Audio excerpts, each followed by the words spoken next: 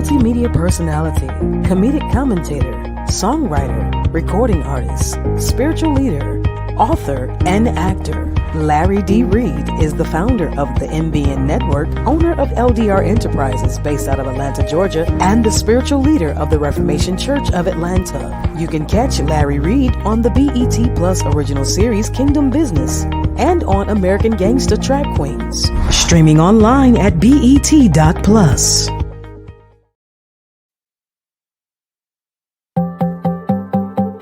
The MBN Network is a nonprofit organization based in Atlanta, Georgia. We are a streaming, radio, and ministry network funded by a network of partners that are professionals, technicians, entrepreneurs, and entertainers from around the world. Become a member of Patreon today at patreon.com/Larry Reid Live to gain access to all that the NBN Network has to offer. On Sundays, tune in for prayer, prophecy, and coaching call, available for Patreon members only. Join in on the morning meditation and prayer call, open to the public Monday through Friday. On Monday evenings, catch the digital entertainment news show, Larry Reid Live, as Dr. Reid discusses an array of topics with a raw, humorous, and controversial approach. Get informed and inspired on Tier 2 Tuesdays for Tier 2 Patreon members only. Wednesday night breakdown with Dr. Reid, the virtual prophets, pastoral counselors, and coaches, available for Tier 2 Patreon members only. Participate in Therapy Thursdays and Financial Fridays for all tiers inside of Patreon only. Saturdays, rest and be with your family. Become a member today by logging on to patreon.com/Larry Reid Live today.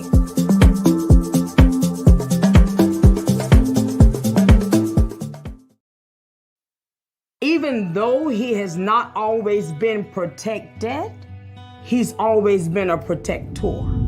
Broken people saw that signal and done what they thought they needed to do to the request that I was making, and they just chose improperly. He never told me nothing.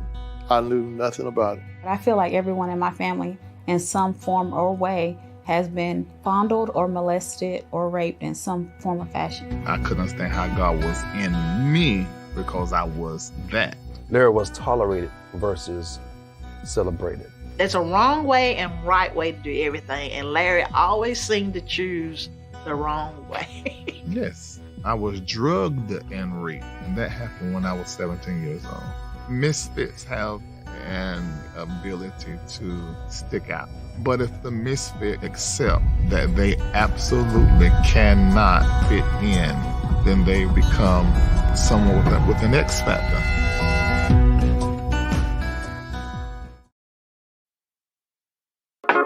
Church Critic by Dr. Larry D. Reid. An examination of the Larry Reid Live show perspective.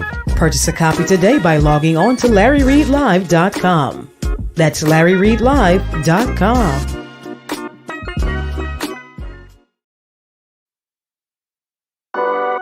Stay connected to Larry Reid Live. Take a moment and like the Facebook page, subscribe to the YouTube page, and hit the bell. Text LRL to 404-999-7527. That's the words LRL to 404-999-7527. And get notified when we go live. Become a member of Patreon. Log on to patreon.com/Larry Reid Live. Sign up, then download the Patreon app and turn on your notifications. Get connected today.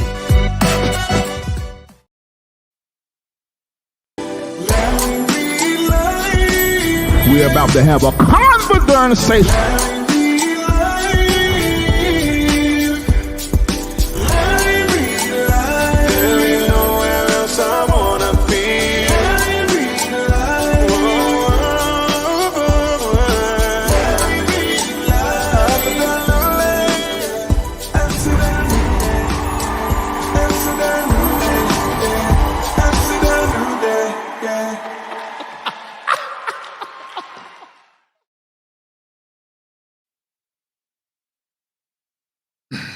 All right, welcome to Larry Reid Live. My name is Larry D. Reid, and I'm the host of this show, Larry Live, which is your most favorite digital entertainment news and talk show that is out here on the social media streets.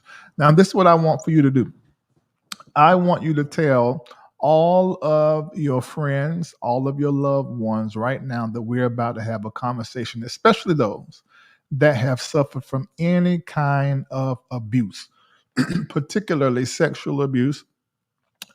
Anyone that has been the victim of sexual abuse, tell them to come on over. We're going to have a conversation. I do want to say it is possible that in the conversation you could get triggered as you begin to remember what you've been through, what happened to you or someone that you were connected to.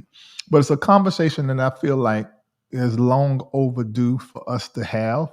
We sort of have had the conversation before on this platform just by me sharing my whole story. And then also, if you watch the documentary Misfits, what is that called? I just from Misfit Mystic, something I called the documentary, but it's my documentary. And in there, my oldest sister really began to share some of her story, which she still isn't really sharing a lot of that.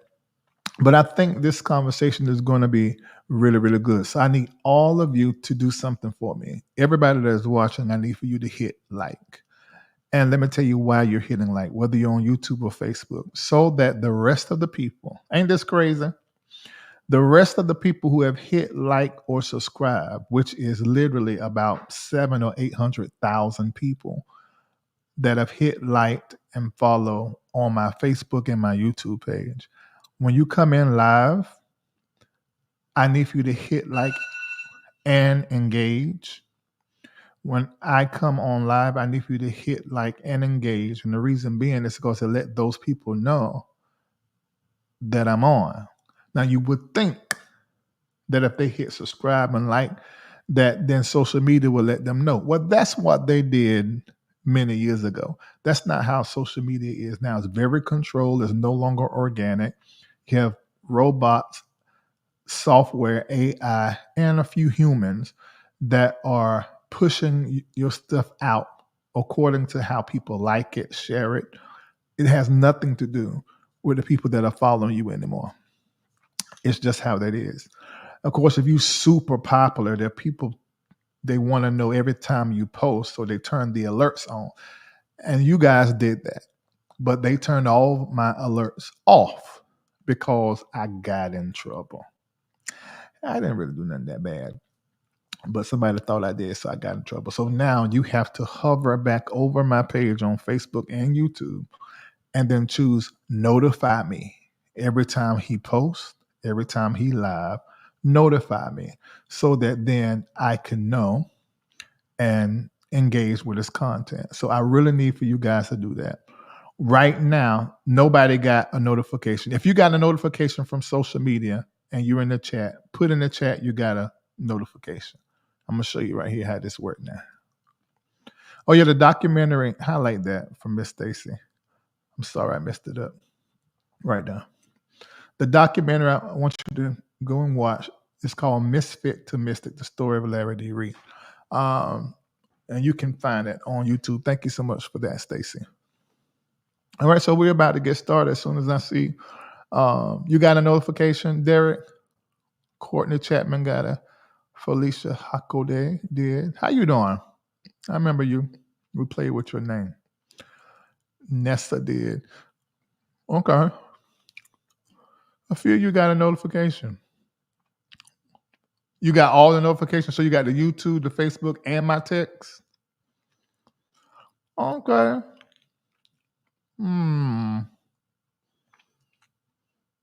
Okay. I can't tell you got it, but StreamYard is not being given the proper numbers. We found that out for Facebook.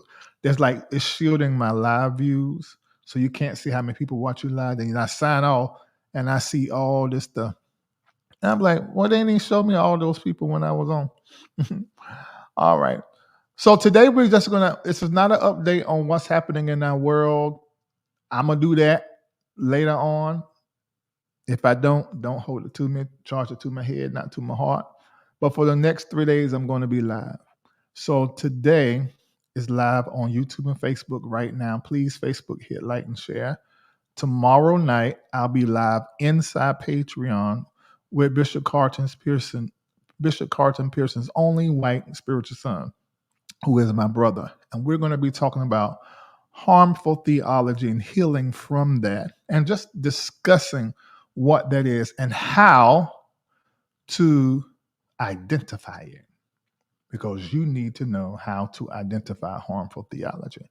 And the conversation will help you heal from it. Then Wednesday, I'm in Patreon again, and I'm in there discussing what I began to discuss on Sunday morning, but I could not finish. Kendall, do you remember what that was? Talking about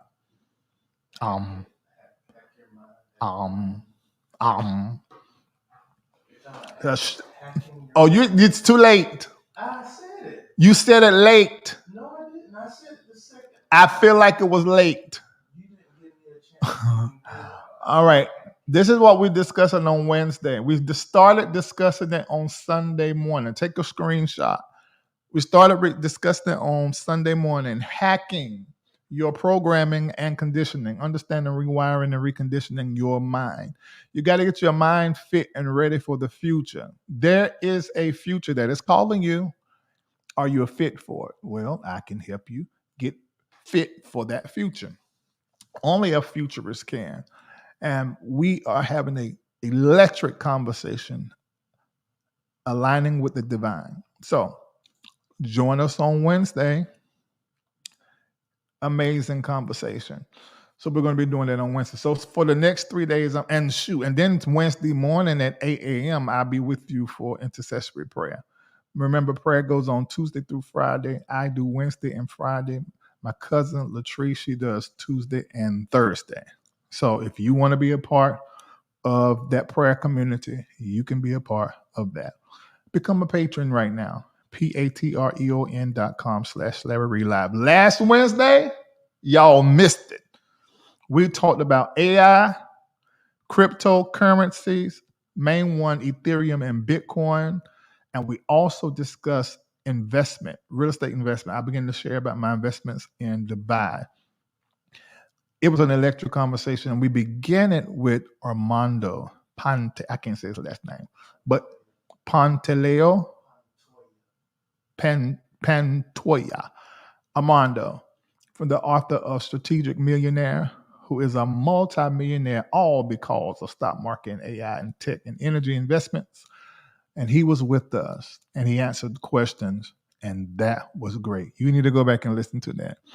So join Patreon. You join Patreon, you can go back and listen to that whole spiel. And there's everything that has been posted, educational and inspirational and empowering since May of 2019. So when you sign up to my Patreon, you're not just getting the current right now or whatever we spitting out now, but you can go back to all of the experts that I've had. Even Carlton Pearson stuff is in there, and Bishop Jordan, and so many other people that we did stuff privately in Patreon. You get access to all of that. So do yourself a favor and go on over there. All right? All right. Are y'all ready to have the conversation? We're about to have the conversation. What city and what state are you guys watching from? Put your city and your state in there. Hey, Joy, how you doing? Joy says, best investment you will ever make. I mean, $12? It only makes sense, really. But I try to keep it to where anybody can be a part of it, anybody that wants to be. I love intercessory prayer. So you've participated. What's up? Hey, Thais. Love watching your content. Let me tell you, I've turned so many people on to you just because I be playing you while I'm doing something else. And they say, who is that? He funny. You don't even have to do nothing funny. You just talking and being your regular self is hilarious, which is my favorite kind of funny.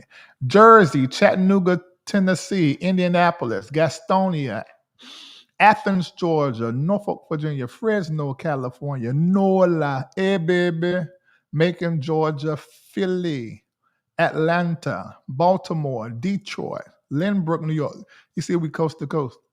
Pittsburgh, Tallahassee, Florida, Baton Rouge, Louisiana, Ontario, Toronto.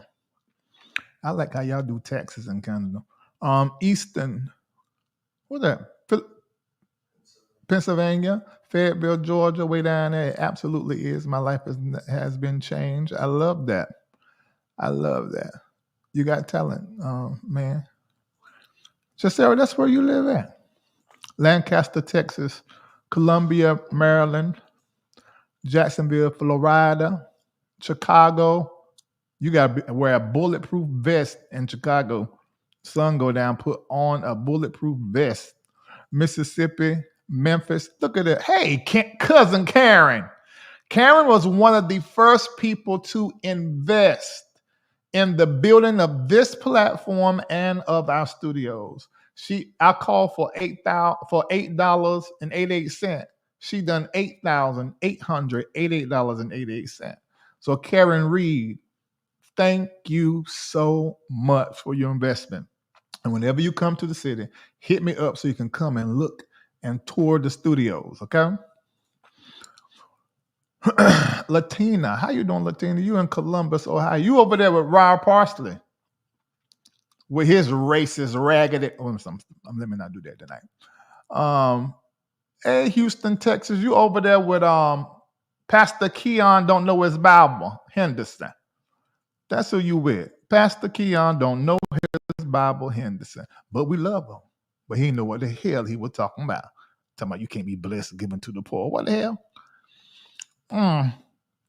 That's right, CJ. We are global. Absolutely. And global citizens and investors are coming up out of my Patreon, and I'm so excited and very proud. Hey, Atlanta, how you doing? Okay, Seattle, Washington. Well, our guest is in the green room, and we are about to have the conversation. But I need every last one of you guys to hit like, okay? Don't play with me now. I might show up at your house and go to cussing. Go ahead and hit that like. Hit that like quick now. Jesus is on the way back. Hit that like quick. All right. You can take that down, Nancy. All right, so let me tell you what happened. Someone sent me an email, I want to say the end of last year. And they began to explain to me how it was terribly important that I speak with this black man that all of his life he's been in ministry inside of the church, and how he found himself in a situation where he had been arrested and charged. And I said, okay, because this was a back and forth. So sometimes people like to leak out the story to me. So I'm like, okay, so what about this? This sounds like everybody. I mean, the last 5-6 years, it's like, how many pastors we know got arrested and back in church and preachers and black men, so it's like, okay, I don't really see the importance. But he began to tell me about how his charge was about something in the world of sexual abuse, molestation, something. I don't know what it was, but something like that. And I said, okay, that's interesting. They said, but Larry, he is an honest person and he just tells it like it is. So that intrigued me. The last time I heard someone that had been accused of a crime or convicted of a crime talk very open and honestly, whether it was on TV or streaming, had been many years. And I got interested. I couldn't speak to him as much and as long as I wanted to. But we were able to have a few conversations. And that's when I realized, I said, okay, this is a very honest guy who did something bad. How did he get there? And when I began to hear his story, I said, I think L.R. Ellis will want to meet him and hear his story. And there are parts of his story that I'm going to hear for the first time with you guys. So go ahead, get your drink. Go ahead and call your friends, because it's going to be one of those conversations. It's going to be raw. It's going to be very honest. It's going to be very real. And for some of you, it may be healing to just hear somebody else's journey from being abused to then becoming the abuser to then turning around and helping inspire others to change, whether you are the abused or the abuser. I don't see this type work much. I can't even think of another person that is doing this type ministry. I can't think of another person that is having this kind of conversation. So that's why I was intrigued. So you mean to tell me somebody's going to tell me in detail, as much as I can bear and as much as they want to, what they did as an abuser. And they're going to also tell me their story about being abused. And you telling me that this person is now using their life to inspire the abused and abusers to make change? I said, I'm sold. I am so, because I ain't heard it. If you've heard it, if you've seen it, tell me in the chat. I ain't heard it. I ain't seen it. Typically, when somebody has been convicted of a crime, they might tell how they got there a little bit, but they certainly don't turn around and say, I'm going to use my journey from being the abused to then becoming the abuser now to radically change and influence the life of those who are either the abuser or have been abused. I haven't seen that. I'm seeing never. Lola Sterling says never. I ain't. If you have, Crystal Williams says never. Who else? I ain't seen it. So that's why I brought it here. Because I want to hear him. And I'm going to start asking about being the abuser. Because I want to talk about that. And then everybody's saying never. Nope. No. I ain't saying, because that's 3 phases of your life. You're using all 3 phases to cause change in somebody. That's powerful. It's bold. And because somebody's going to judge them. Especially when you get into the abuser conversation. We all going to be looking like, And because how many of you been abused? Raise your hand if you've been abused. I have. I'm not talking about something you enjoyed.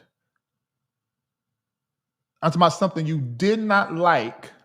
You may later on enjoy it or found out that you enjoyed it. But it was against your will.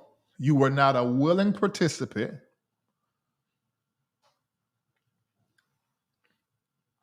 Look at all the hands going up. And see, in the Black community, I ain't white, so I only can speak for us. It just seems like to me, maybe we talk about it more, I don't know. It just seems like it's just rampant. So many people saying I have. Yeah. So it's going to be interesting. So I wanted to give you like this trigger warning because you're probably going to go through your own life while we're having this conversation about his. Okay? I'm already blessed. I could sign off. I mean, because just thinking about from the abused to the abuser to now an advocate for both to change. Abused, abuser, advocate. That's powerful. I haven't seen it. So let's get ready to have a conversation for the first time. Ladies and gentlemen, I introduce to you Duane Youngblood. And it's so good to have you here Yes, with sir. me, Duane. And let me tell you why. And you was in the green room, so you heard me. It's because it's so bold. Mm-hmm. I ain't never seen this. I've never seen someone who was abused become an abuser. I've seen that a lot. But Mm-hmm. then turn around and become an advocate. Yeah. It's powerful. And may God continue to be with you and strengthen you as you are walking every aspect of this out, because you're just now getting out of jail. Is that correct? Yes. I've had a few experiences with that in my process, which I'll gladly talk about. But yes, I was in prison for a violation of a probation and parole. And so I had to spend 9 more months in there. And so I've been released from that just in the last few months. So, So, yes. so Duane, you said for a violation of parole. How did you violate the parole? Well, here's something in the whole entire process. I'm in the state of Pennsylvania. When you are convicted and you serve time, you can go see the parole board and they make a decision. The parole board paroled me on my minimum, but then there are various stipulations that you have to go through in order to stay on the streets. One of the stipulations that I had, among the many that I had something to do with not having any communication conversation with various individuals. And one person reached out to my secretary with a long story, very grievous, painful story. I listened to the story, should not have listened to it. It was part of my upbringing to put other people ahead of myself. And by doing that and keeping it from them in the conditions that I have to take polygraph tests. So in taking a polygraph test, this came up. And so this is a reason for a violation. Now, I'm grateful because it was also part of my entire process of getting over the way in which I had been doing things as far as prioritizing other people over myself, therefore not being able to help anybody. So the violation was just communicating with someone you weren't supposed to Absolutely. communicate. Right. So right. what was the stipulation they? Okay, first of all, tell me what was the crime you was convicted of? Yes. So in 2006, I was arrested for a SA charge from something that happened in 2002. So on October the 31st, 2002, I, as a pastor, was counseling someone who was a member of my congregation, underage individual. How old were they? Say 15. Okay. 15 years of age at the time, crossed the line. This was a 15-year-old male, crossed the line with the individual. This was a sadly 15-minute destructive experience in my life and their life. That was 2002, October of 2002. This thing went back and forth for several years. And in 2006, I was arrested on this particular charge. And at the time of my arrest, I was given 7 years probation and 1 year house arrest. And the 7th year of that, I was then charged with a corruption of minors because I had conversation with an individual who was sharing with me things that they were going through and things of that nature, but they were also underage and I was not to have that conversation. How old were they? They were 17 at the time. So having that conversation triggered the stipulation that gave the judge the ability to revoke my street time. So my street time was revoked, and they then sentenced me under the original guideline for SA, which in Pennsylvania was 5 to 10 years.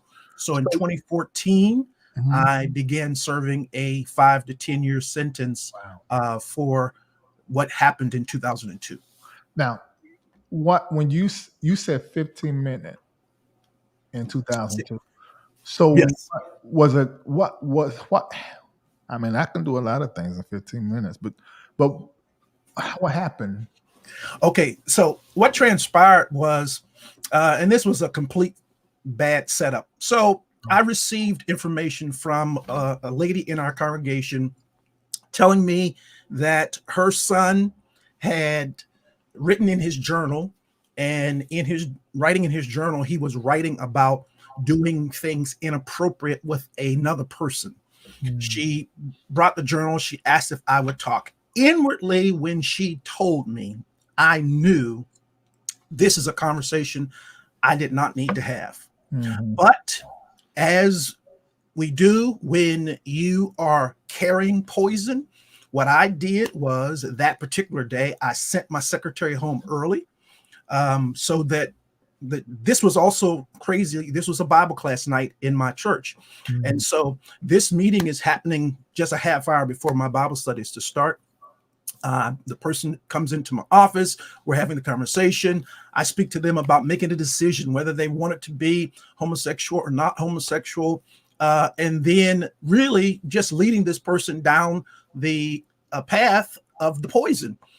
Ultimately, they acknowledged that they did want to be homosexual, and from that, it led to me saying to them, well, you know what, you can step back into the back office. They stepped back into the back office, and in the back office, we had mutual touching of one another, and that absolutely was a crime, and it was the wrong thing for me to have done. I'm sorry to ask you a question, but I want to really understand. So that's all right. You already was told about this person in your ministry who, okay, and that's another thing. You was a pastor, and you had Yes, I been was. pastoring for many years. So it's your nature to get into these type conversations all the time. But had you had a situation like this before, where somebody that was same gender loving wanted to be free, wanted to be delivered, or was exploring and trying to figure out? You've talked to them before? No, in my history, I didn't have many conversations with people who wanted to be free and whatnot. My experience was more along the lines of knowing people, meeting people, talking to people, but very rarely was someone in my congregation saying that they were same gender loving and they wanted to be free. The game that I was a very serious participant in was, you knew who people were and you knew what people were doing, and if you wanted to do it, that was what you did, keeping it secretly. These two words that I love now, secret or secret or private. I was trained in secret. It was to be secret, and in secret there are things that you just did, and it had nothing to do with trying to help someone navigate. In 2002, I was nowhere near trying to help anyone navigate in any way, shape, or form in a healthy direction as it related to their sexual identity or sexuality, because I hadn't even considered what was going on in my own life. Okay. Thank you.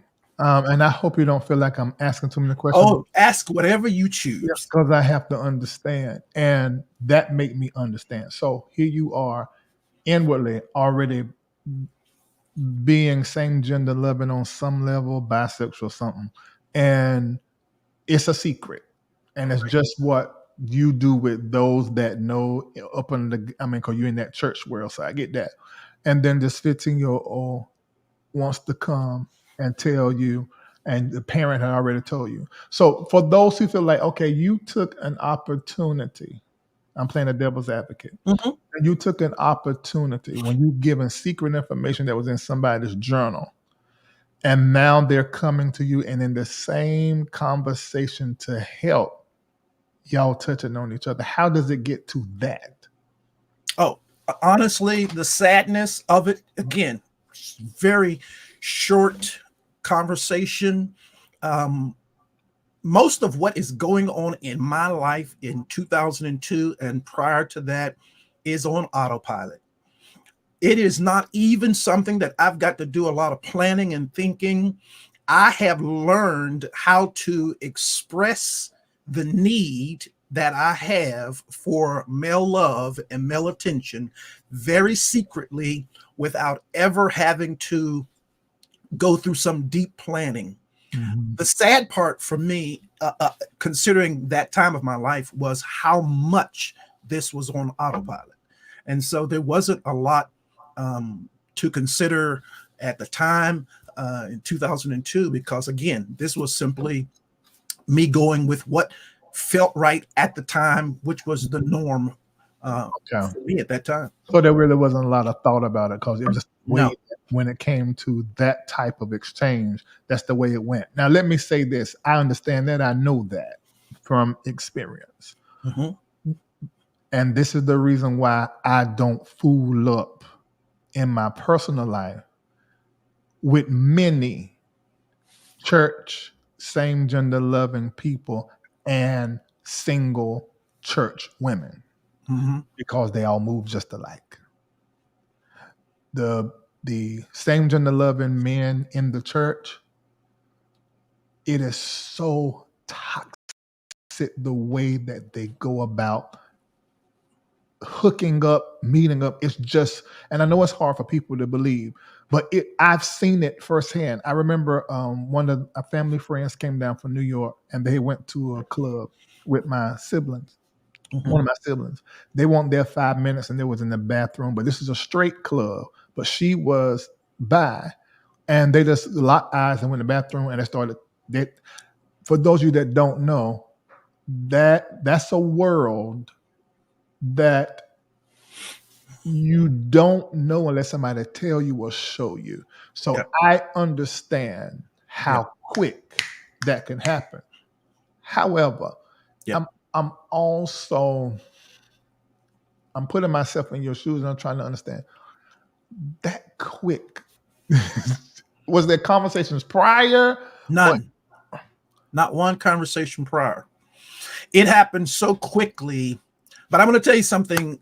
It's just my internal belief. I had been asking God for something since 1997 that I couldn't find. And when I look at how things played out after that, I totally understand how something can seemingly be quick, but at the same time, it is a critical moment in your life. Now, so much has changed, even with that situation, that person, all of it, up to this point today. But in 2002, that short window was the very window for me to slide into the very thing that would change the entire course of my life. And I had no clue that it would do this, but it did. It changed the course of my life. And so it was the most worst thing to do as a leader and as a pastor. I certainly didn't help the person that day. I didn't help myself that day. I didn't help my family that day. I didn't help my church that day. And to be honest with you, I wasn't really able to do that anyway. Even when it looked like I was helping them, I wasn't helping them, because you can't give people what you don't have. And so I'm very aware of what, now looking back, I was unable to do. I was trying hard to do it. Had a very good congregation, very successful ministry in the city. But at the same time, once I stepped off that stage, it was just totally different for me. On stage, it was wonderful. But off the stage, it was a complex life, because I was carrying so much poison that I simply didn't know what to do with it. And I know you're just telling your story, but I'm getting chill bumps because I'm thinking about how many pastors, preachers, leaders that are watching us that has the same propensity, and they have gotten away with it several times. And it is now their way of life. Mm-hmm. And how you are sort of pulling the cover on that. Because Well, what you just said is, although it looked like I was helping, wasn't. because I saw a clip, nigga, you can preach. And you move in the gifts. So that, for the pew and for the pulpit, this conversation right there in that moment is like a aha. So the man, the woman in the pulpit is moving in their gift the same way you move in yours. They're just in the pulpit at church. Yeah. They are held to a higher regard. Yes. Absolutely. Yeah. But in the realm of the gifting, it's the exact same. Well, Mhm. I'm sorry. Go I ahead. see all that as a problem. And I wrote a book called Rejected to the Stage. And one of the things that I have found to be very, very true in the African American church primarily is that a lot of our leaders have deep insecurities, hurts, wounds, abuses that really have led to what we would call disqualifying behaviors. However, the gift naturally has opened up the stage. So if you're like me, you thrived on the stage because you've been rejected to the stage. The rejection in your life, the craziness of your life has made you only feel comfortable with the mic, only feel comfortable with the stage when people are applauding you and clapping and calling you bishop and saying you're the man of God. And when you walk in the room, everybody's standing up. It is doing some damage. I remember writing this book after Whitney Houston died because I looked at it. How could someone be so powerful on the stage and die in the bathtub? And I understood it personally. I got it because for real, you can kill yourself almost trying to maintain your stage life when in reality, who you are as a person is nothing like what these people think you are on the stage. And the Black church has made it worse because we literally want the stage person. And even though we claim we see our leaders as humans, we don't see them as humans. Half the time they don't see themselves as humans. And so the whole system is set up in a way that is going to cause tragedy after tragedy and trauma after trauma. And tonight, I'm here really saying to you that this is a system failure, because guarantee you, whether they watch this tonight live or watch this by video, there's a whole lot of men out there listening to me tonight, and you know that you are something serious on that stage. But the moment you walk down, your inability to be that same person kicks in, and it is just the protection around you. So, Larry, when you said that they've gotten away with it, nobody gets away. Everything in life has its cause and its effect. And so it may not come through the courts or the police. It may simply come through you being miserable, not having peace. It may be the private drugs that you're having to use or the crazy sex that you're having to carry on to try to be okay. But the reality is this thing never produces the best behavior and the best lives.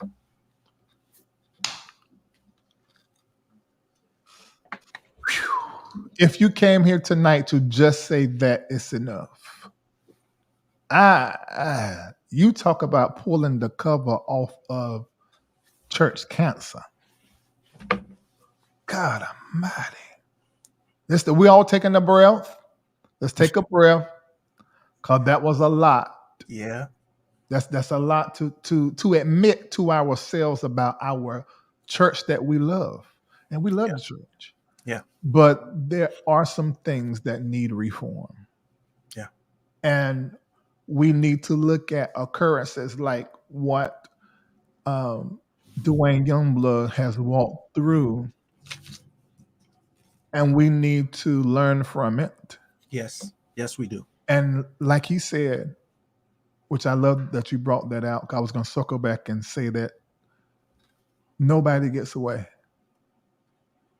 the universe says this, and it's in our Bibles, many different ways. Mm-hmm.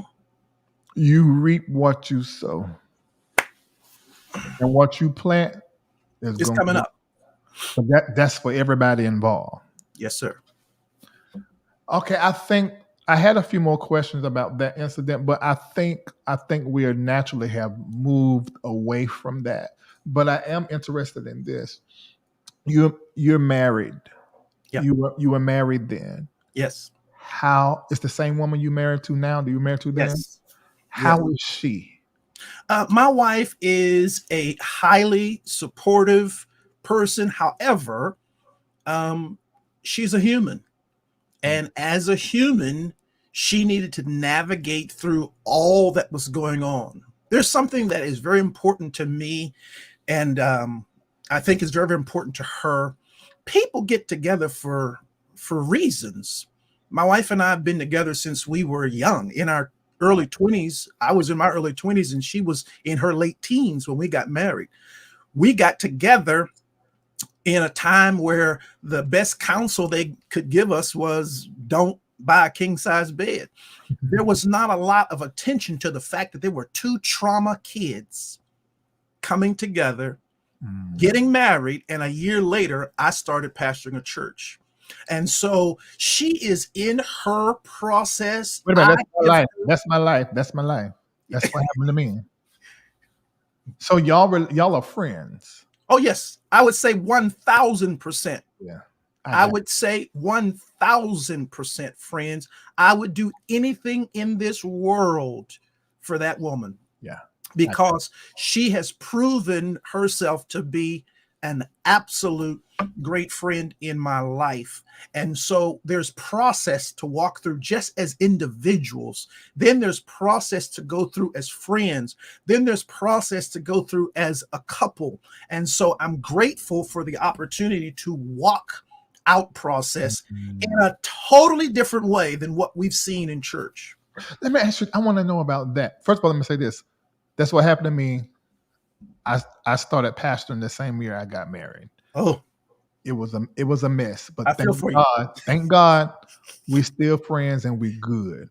Yes. And divorcing was a gift to our relationship, but it was the end of our marriage contract that was really messing our relationship up.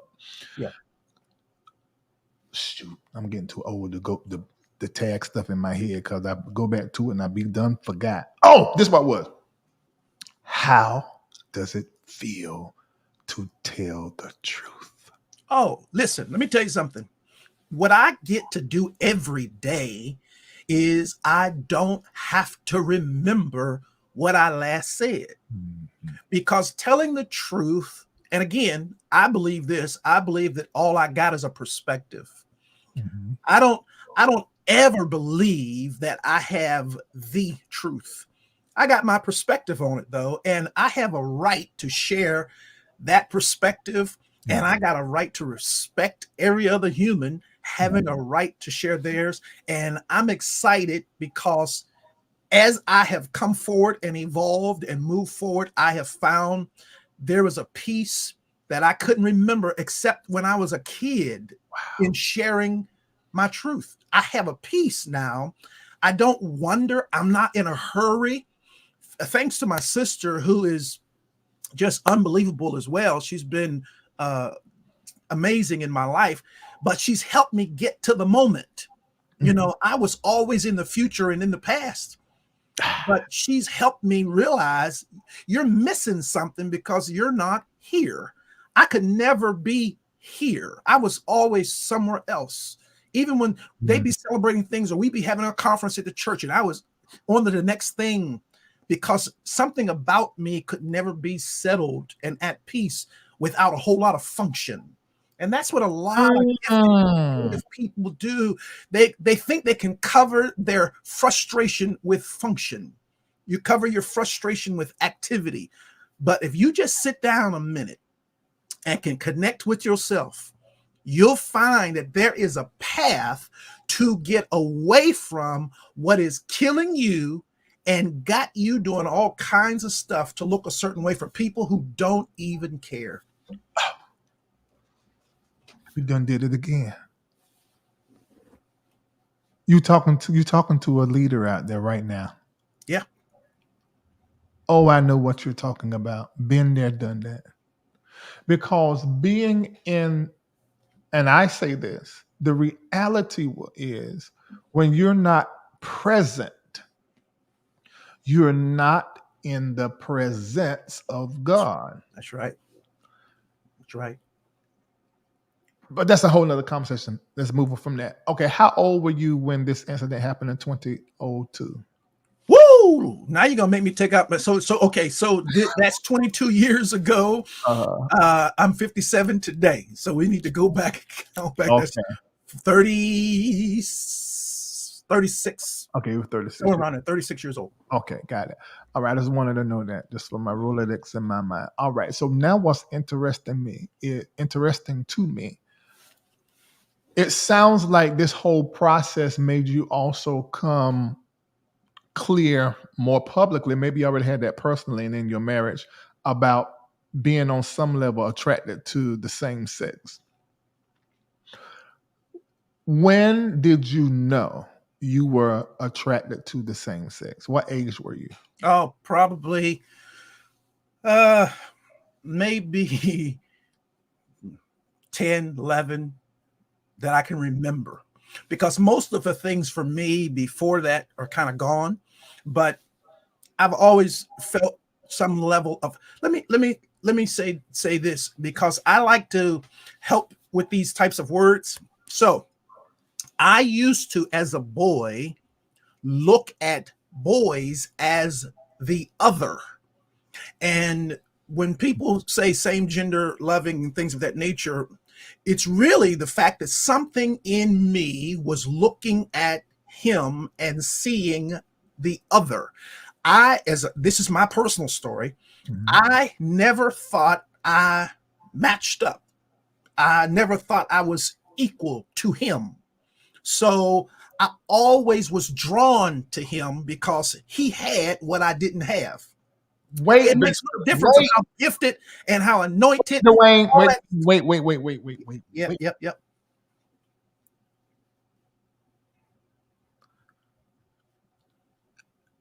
I don't know if you guys got what I just got. That I have not ever heard articulated, but I have dealt. Jacera's in here; she's a therapist. I have dealt with. Somebody said, "Paul, sir, you're moving too fast, man." You're dropping nugget after nugget, and it's going into our pain body and our past, and it's shaking us up. So you got to give me a minute. You just articulated the reason why, and this is not all same gender loving people, but I have met and talked to. Because y'all got to remember my degrees in therapy, my master's. So I've had thousands of hours. So many men who began to sleep with other men because they saw the man as what they needed to be. They measured their chest by his chest, his arms by their arms, their legs by their legs. And so they went to explore what everybody else called a man, because within themselves they didn't feel like it. That's right. I feel like I need to cuss. Are you effing kidding me? Yes, sir. That's it. The way you just articulated that. That's it. So I want to say this that I think is very important. I'm not discussing who you're going to like tomorrow, but I will say this to everybody listening to me. When we say a same-sex attraction, I think people just gloss over this too fast, because in reality, you're not really drawn to your own self. We spend all of our time talking about who you like, and we've not stopped long enough to say it's not really a same-sex attraction. I don't care. Even if we're talking about heterosexual, you're really not in a place to like, because you don't like. Yeah, you don't like. You don't like. Yeah. So even if you got that, it may not be because you like. It may be because of your dislike. And the dislike is most often in my own self. Absolutely. And how many men I know who seem to be heterosexual men sleep with a lot of women, but I know they hate women. I know they hate women. It's because they hate what their mom, their grandma, their sister did to them, said to them. So sleeping with the woman is conquering the woman and getting them back. So And that whole thing makes them erected, hard, sexually turned on to get them back. But the woman don't know that he really don't like you. And he ain't with you. Oh Lord, there's so much in this. This is a conversation. This is a conversation. You said it like the white people is darn, not darn. I saw your spelling of it. My bishop do the same thing. I'm like, Bishop, you two aren't going to charm school, messed up your nigga. Said, Bishop is you know, he's in all this church in charm school. You know, and so I'm like, it's not darn. To my Larry, darn. You killed it. It's darn. Okay, all right. So Bree, all right. Thais, I know when you go live, you're gonna go through all of this. We moving quick, but there are whole shows we can do on like 6 different things he's already said. Okay, all right. So you were around 10, 11, you looked at the other that was better than you and pick up from there. I'm sorry. Well, I really need to go into why this began this way in my story, my life. Okay. Now this is very complex stuff because this goes more to the abuse side. Okay. So at 9 years of age, first, let me say that I am the third child of 4 to my parents. My father is a pastor, was a bishop. He was a vice bishop of the organization that I grew up in, Great Emmanuel. And my father has since passed on 2 years ago, and I did his eulogy and love him dearly, understanding now his humanity. But when I was 9 years of age, at the time, my older sister and older brother would leave the home to go to school, and what be left in the home would be me, my younger sister, who was 13 months younger than me, and my dad. Well, one morning I'm in my bedroom, which was right beneath my younger sister's bedroom. We had common ductwork that went through my bedroom to hers and up to the upstairs hallway, and I could hear her up there or anybody up there.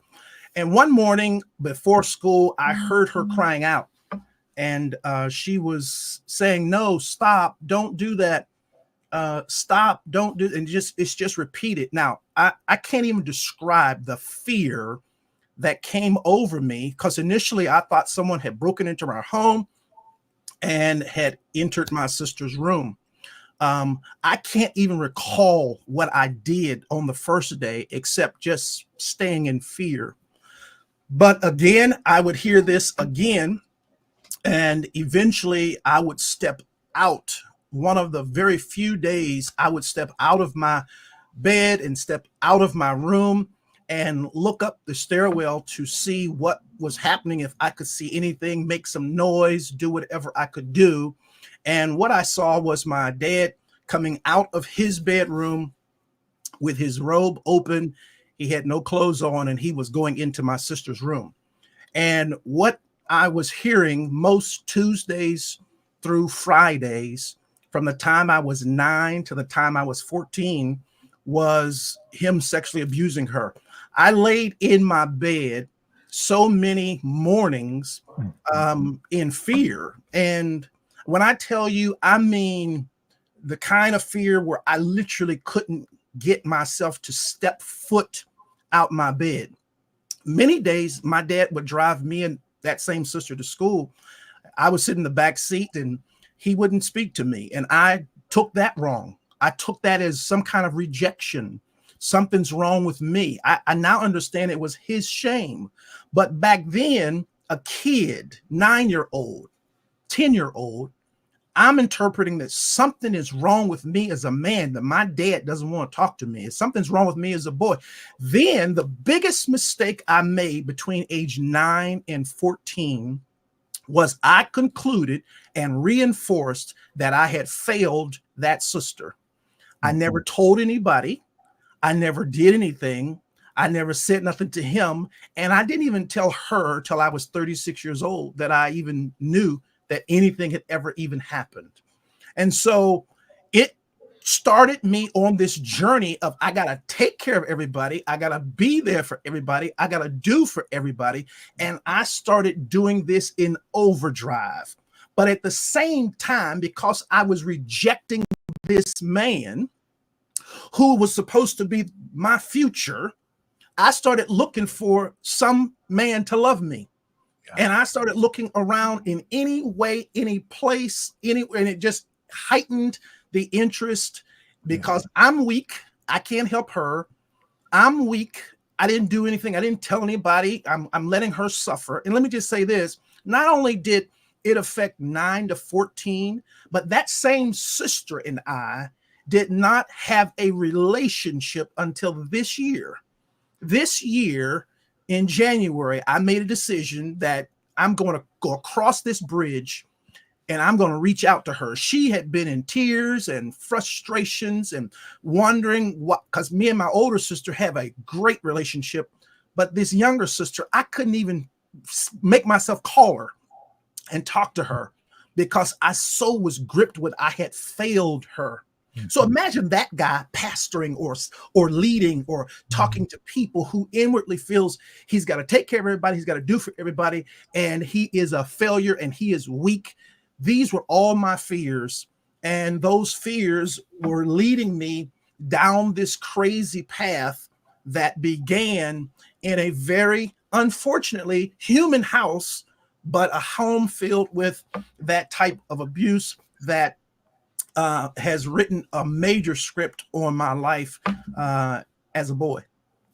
I really feel that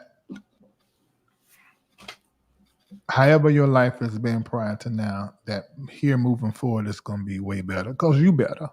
And there are things that you're articulating that only a person who has walked through what they went through and look for the lessons, look for the wisdom. Because what you're sharing tonight, you see,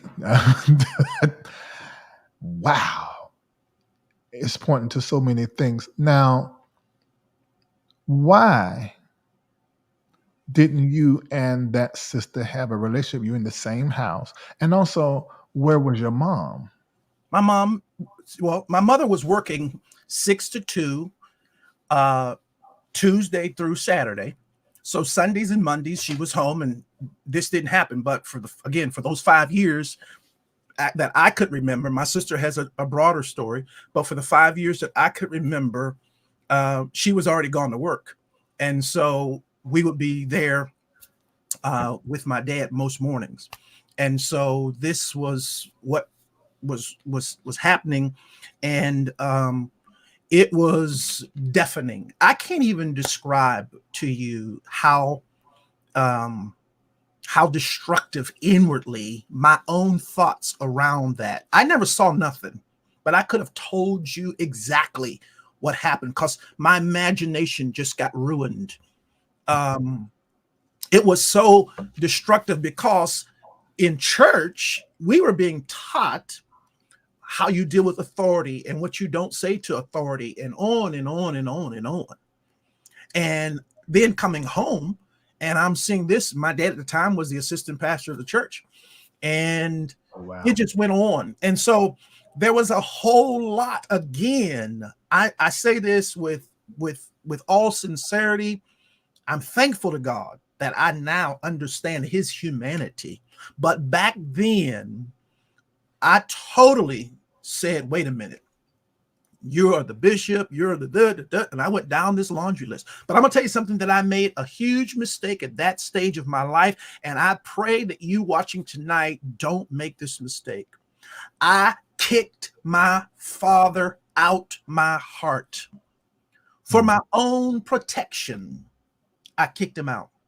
And I later learned in the healing process from a wonderful author, Mark Wolin. My sister recommended I read this book. It didn't start with you. He said that when you kick your parents out your heart for the negative things they were doing, those things find their way into your heart.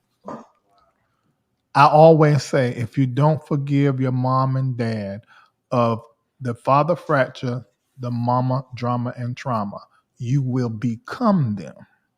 Yep. That man, don't. If you're watching and you've kicked your parents out of your heart, first of all, I understand it. Yes. And I get it. So don't feel wrong or even bad. You did what you had to do in order to move on. That's right. As a Now child. you know That's right. that you are doing something that harms you That's and right. your future and your future children. That's right. So correct that. My nephew just said, glad I fixed that. Yeah. And one of the things that I found for me was I took their picture, both of my parents' photo. And every morning I looked at that photo and I said to God, I thank you for giving me these parents. Wow. Now, there's some things I really want to make sure that I do share tonight. And so I want to say this right here. God says, this is scripture. God says he's the God of Abraham, Isaac, and Jacob. Yeah. And in my healing process, I realized something. I realized that the tragedy of Black church primarily that loves to talk about spiritual fathers, the spiritual father takes me out of my DNA and out of my genealogy. And God says he's the God of Abraham, Isaac, and Jacob. I don't care how jacked up your Abraham is. Yeah. This DNA is the DNA I'm going to send your promise through. And so somehow we're going to have to look and see what God was intending in spite of what humans may have done. And my healing certainly was catapulted when I started saying, thank you for the human Moses Youngblood. Thank you for the human Sarah Youngblood. Thank you that Duane Youngblood is a human. And I started looking into my genealogy to see what treasures, what pearls, what diamonds, what gold were you sending me? See, because what the enemy wants to do to you is he'll make you look away from your family. And now you're looking at your pastor or you're looking at this person and the community leader. And God sent your stuff through your Abraham, Isaac, Jacob. And so it's important, Larry, that's important. I get stirred up when I think about that God didn't do me no harm by giving me that man as a parent, even though that man had his drama and his issues and his unresolved pain. God didn't do me no harm by birthing me into that family. And it took me a long time to get there. It took me a long time too. It took decades. And that's the reason why I was able to say the things that I said. Right now in the chat, everyone, I want you to write and mean it. God did not do me any harm by bringing me through, and put whatever your family last name is, blank family. God did not do me any harm by bringing me through blank family, the blank family. Put that in there. Now, if I know some healing is happening right now and some aha moments and just rethinking your thoughts and some actions, that's powerful. And one of your brother and your sisters in the chat saying how they love you. And man, when I'm telling you, for me, you're the picture of someone who goes through something like this and go through it right, meaning you have exhausted everything out of this journey for you to return the information, because you're about to go into your returning years. The first 30 years of our life is the learning years. The next 30 years is the earning years. And then the last 30 years is the returning years, where you start returning what it is that you have learned to help the next that are coming. And my God, you're doing that awesomely. Now, so now you're in the church. Yeah. And you're coming up in the church, and you know that you are attracted to men. And now you start working in the church. When did you start preaching? And when did you realize, wait a minute, there are other people in the church who like men like me?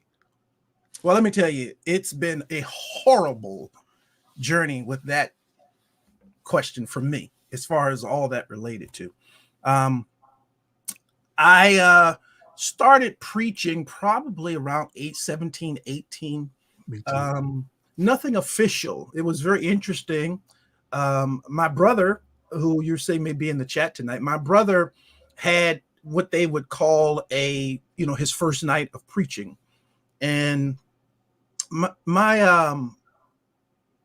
that particular night, my grandfather was our pastor, and my dad was the assistant pastor. And my father was very, very fearful that my grandparents might be trying to create some kind of attention, because my grandmother was saying, well, maybe Wayne wants to preach tonight too. And my dad said, no, this is going to be Richard's night. He's going to preach. And so my brother preached, and we were happy and celebrated him having that initial message. Well, what happened with me, we were in the middle of a Sunday morning service, and I was leading what we had back then, testimony service, and somehow just ended up exhorting the people. And my grandfather got up and said, what he said today was what I was going to preach. And that's how my preaching ministry literally began. I never had an official opening. But as far as coming to connect with people in the church and things of that nature, these are, I was in Greater Emmanuel at the time. Greater Emmanuel was led by Bishop Quandra Wilson. And Bishop Quandra Wilson is one of the most respected, highly energized kingdom teaching back in that day. And a lot of people didn't do it, but he was. And so it was special if you got to hear him preach. And so when I was 16 years of age, I got my driver's license, and Bishop Wilson was preaching at our church for revival for 3 days. Mm-hmm. And after the first night of the revival, he goes up to my dad and he says to my father, can your son drive? And I was within an earshot of hearing the conversation. And my dad said, yeah, he just got his license. And he says, well, you know what? Tonight I'm going to go back to Columbus, where he lived in Columbus. I'm going to go back to Columbus, and I would love to take him along, let him drive. And my dad looked at me and he says, yeah, he can. Now, you have to understand, from my perspective, I am looking at this man, my father, through the lens that I have had with him. Totally, you don't deserve to be in this place, and I don't want to hear you, and I'm so glad to get away from you. So this is the most exciting news I have ever heard in my life, is that this chief apostle is getting ready to take me with him on a journey back to his home, and I get to ride in the car, and it was exciting. So we did. He agreed, and I got in the vehicle. We drove back to Columbus. It was late. He did all the driving back. When we got to his home, we pulled up, big, beautiful white home, and we got in the home, went upstairs. It's late already, and he's saying, well, I don't know which room you want to go in. There's 5 big bedrooms. He said the bedroom at the end of the hall has the biggest bed and the big TV. And man, I'm 16 years of age. You know where I'm going. And I said, well, thank you. Well, Bishop, I'm going to take that room. And so I walked in there. It's late. I put on my night clothes, put my bag away, and I get in the bed and I'm start watching the television. About an hour or so later, the door opens and in comes Bishop Wilson. And he comes in and he changes his clothes. And in that moment, I realized this is his room. Mm. And something in my heart just dropped. I can't even tell you the same fear that I felt all those years with my father every morning. I felt that same fear come over me again, but I lost all ability to say anything. So he got his clothes changed and climbed in that bed with me. And he said to me, "Don't worry, Pappy is not going to hurt you." And I'm just like, oh, I just got to go to sleep. So I went to sleep. And about an hour or so into my sleep, I'm awakened by his hands on my genitalia. And when I woke up, he started speaking in tongues like he had been praying for me.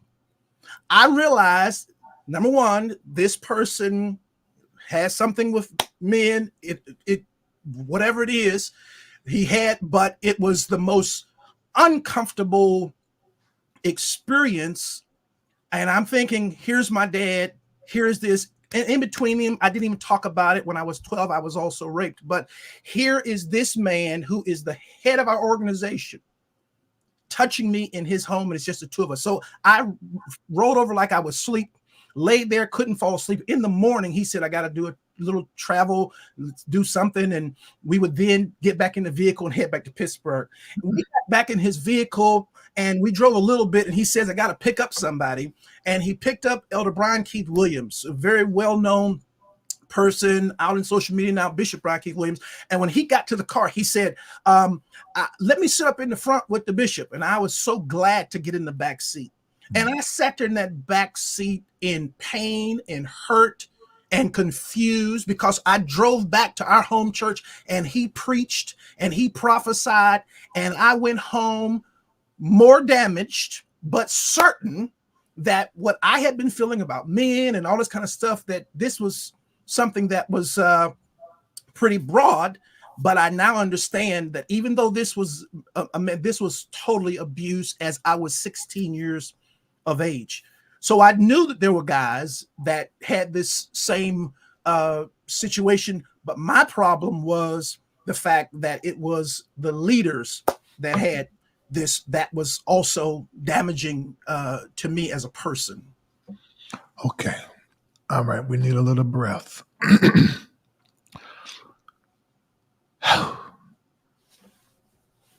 And I just feel like we're just getting started, but I feel like I can't take no more. Oh my God. Now, you said something, and we're going to get back to this story, but let's back up a little bit. You said that you were raped. Yes. Okay. Can you tell me about that? Yep. At age 12, I won a singing competition in my city. It was called the Brymar Awards.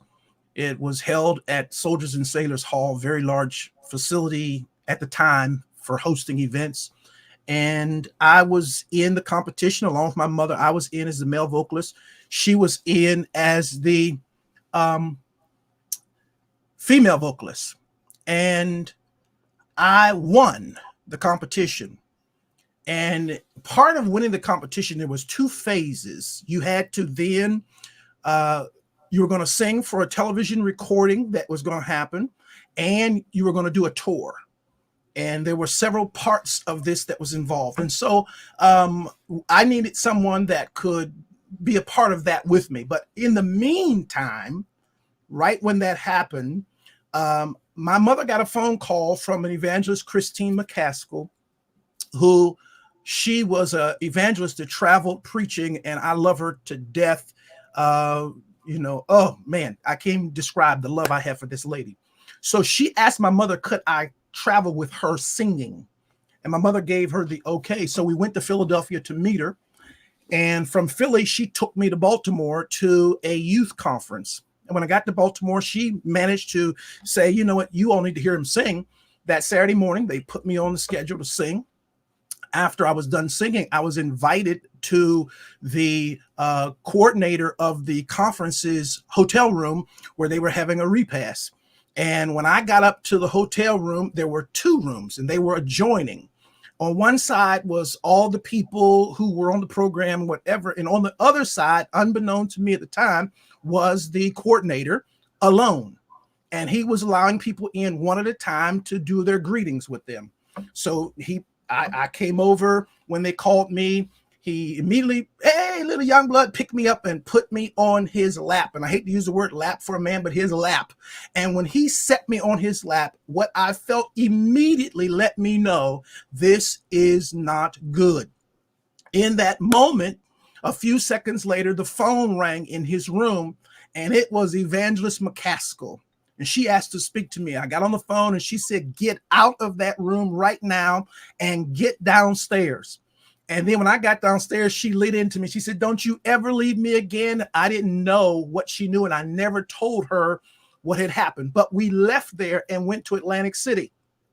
And in Atlantic City, she was preaching for 2 weeks, 2 different churches. And in one of the locations, they put me in a home.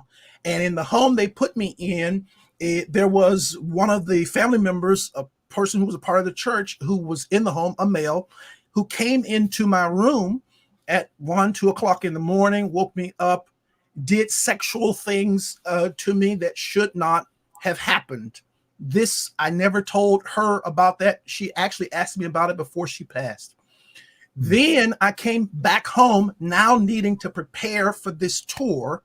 And my mother has found the person to play for me during the tour. I go to their home one time to rehearse alone, and they take me on a tour of their home. The tour ends in their bedroom, and that is where I am raped.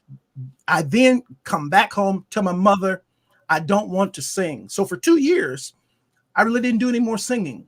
And my mother couldn't understand why don't you? But there was so much, because again, this was the exact same time that this stuff was still going on with my sister. So this is going on with my sister in the mornings, and this thing happened to me. I can't go to my dad. I'm not going to tell my mom, and so I just buried this stuff internal. Now, I don't want you to think that at the same time that this all is going on, I started having little interactions as well with guys myself, because all this stuff is happening, and I begin to explore some sexual things myself. But yes, that particular summer of being 12 years of age, I experienced 3 different scenarios with 3 different leading people who I absolutely was violated by at 12 years of age.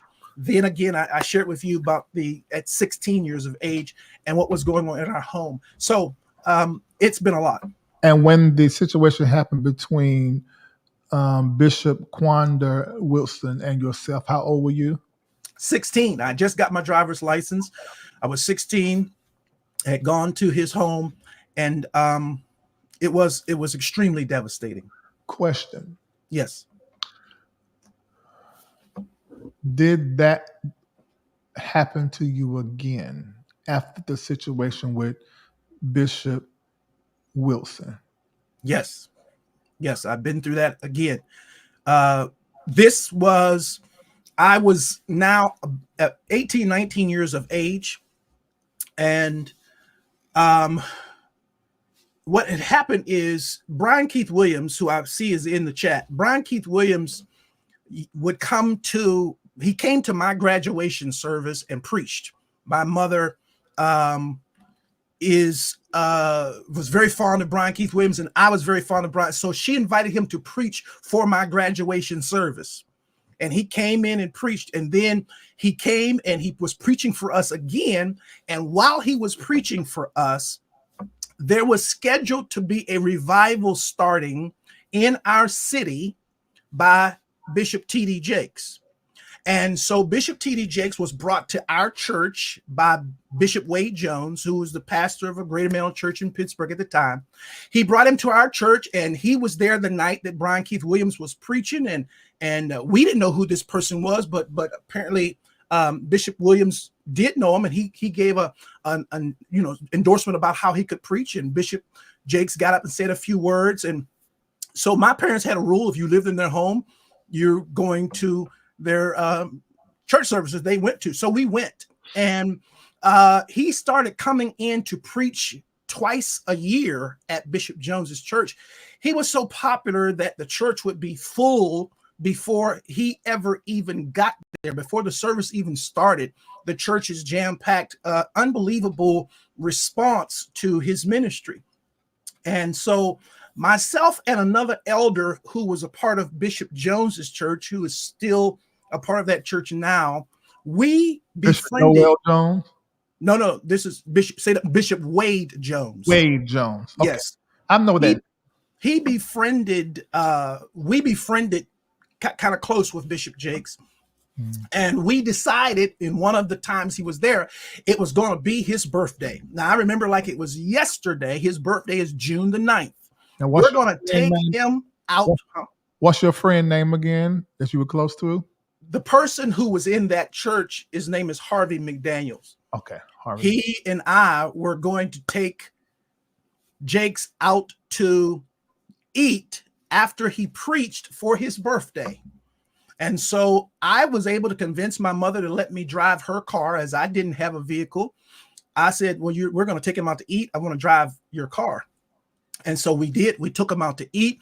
And it was decided after we were done taking him out to eat that I would be the person to take him back to his sleeping place, which at the time there was a lady named Sister Giles.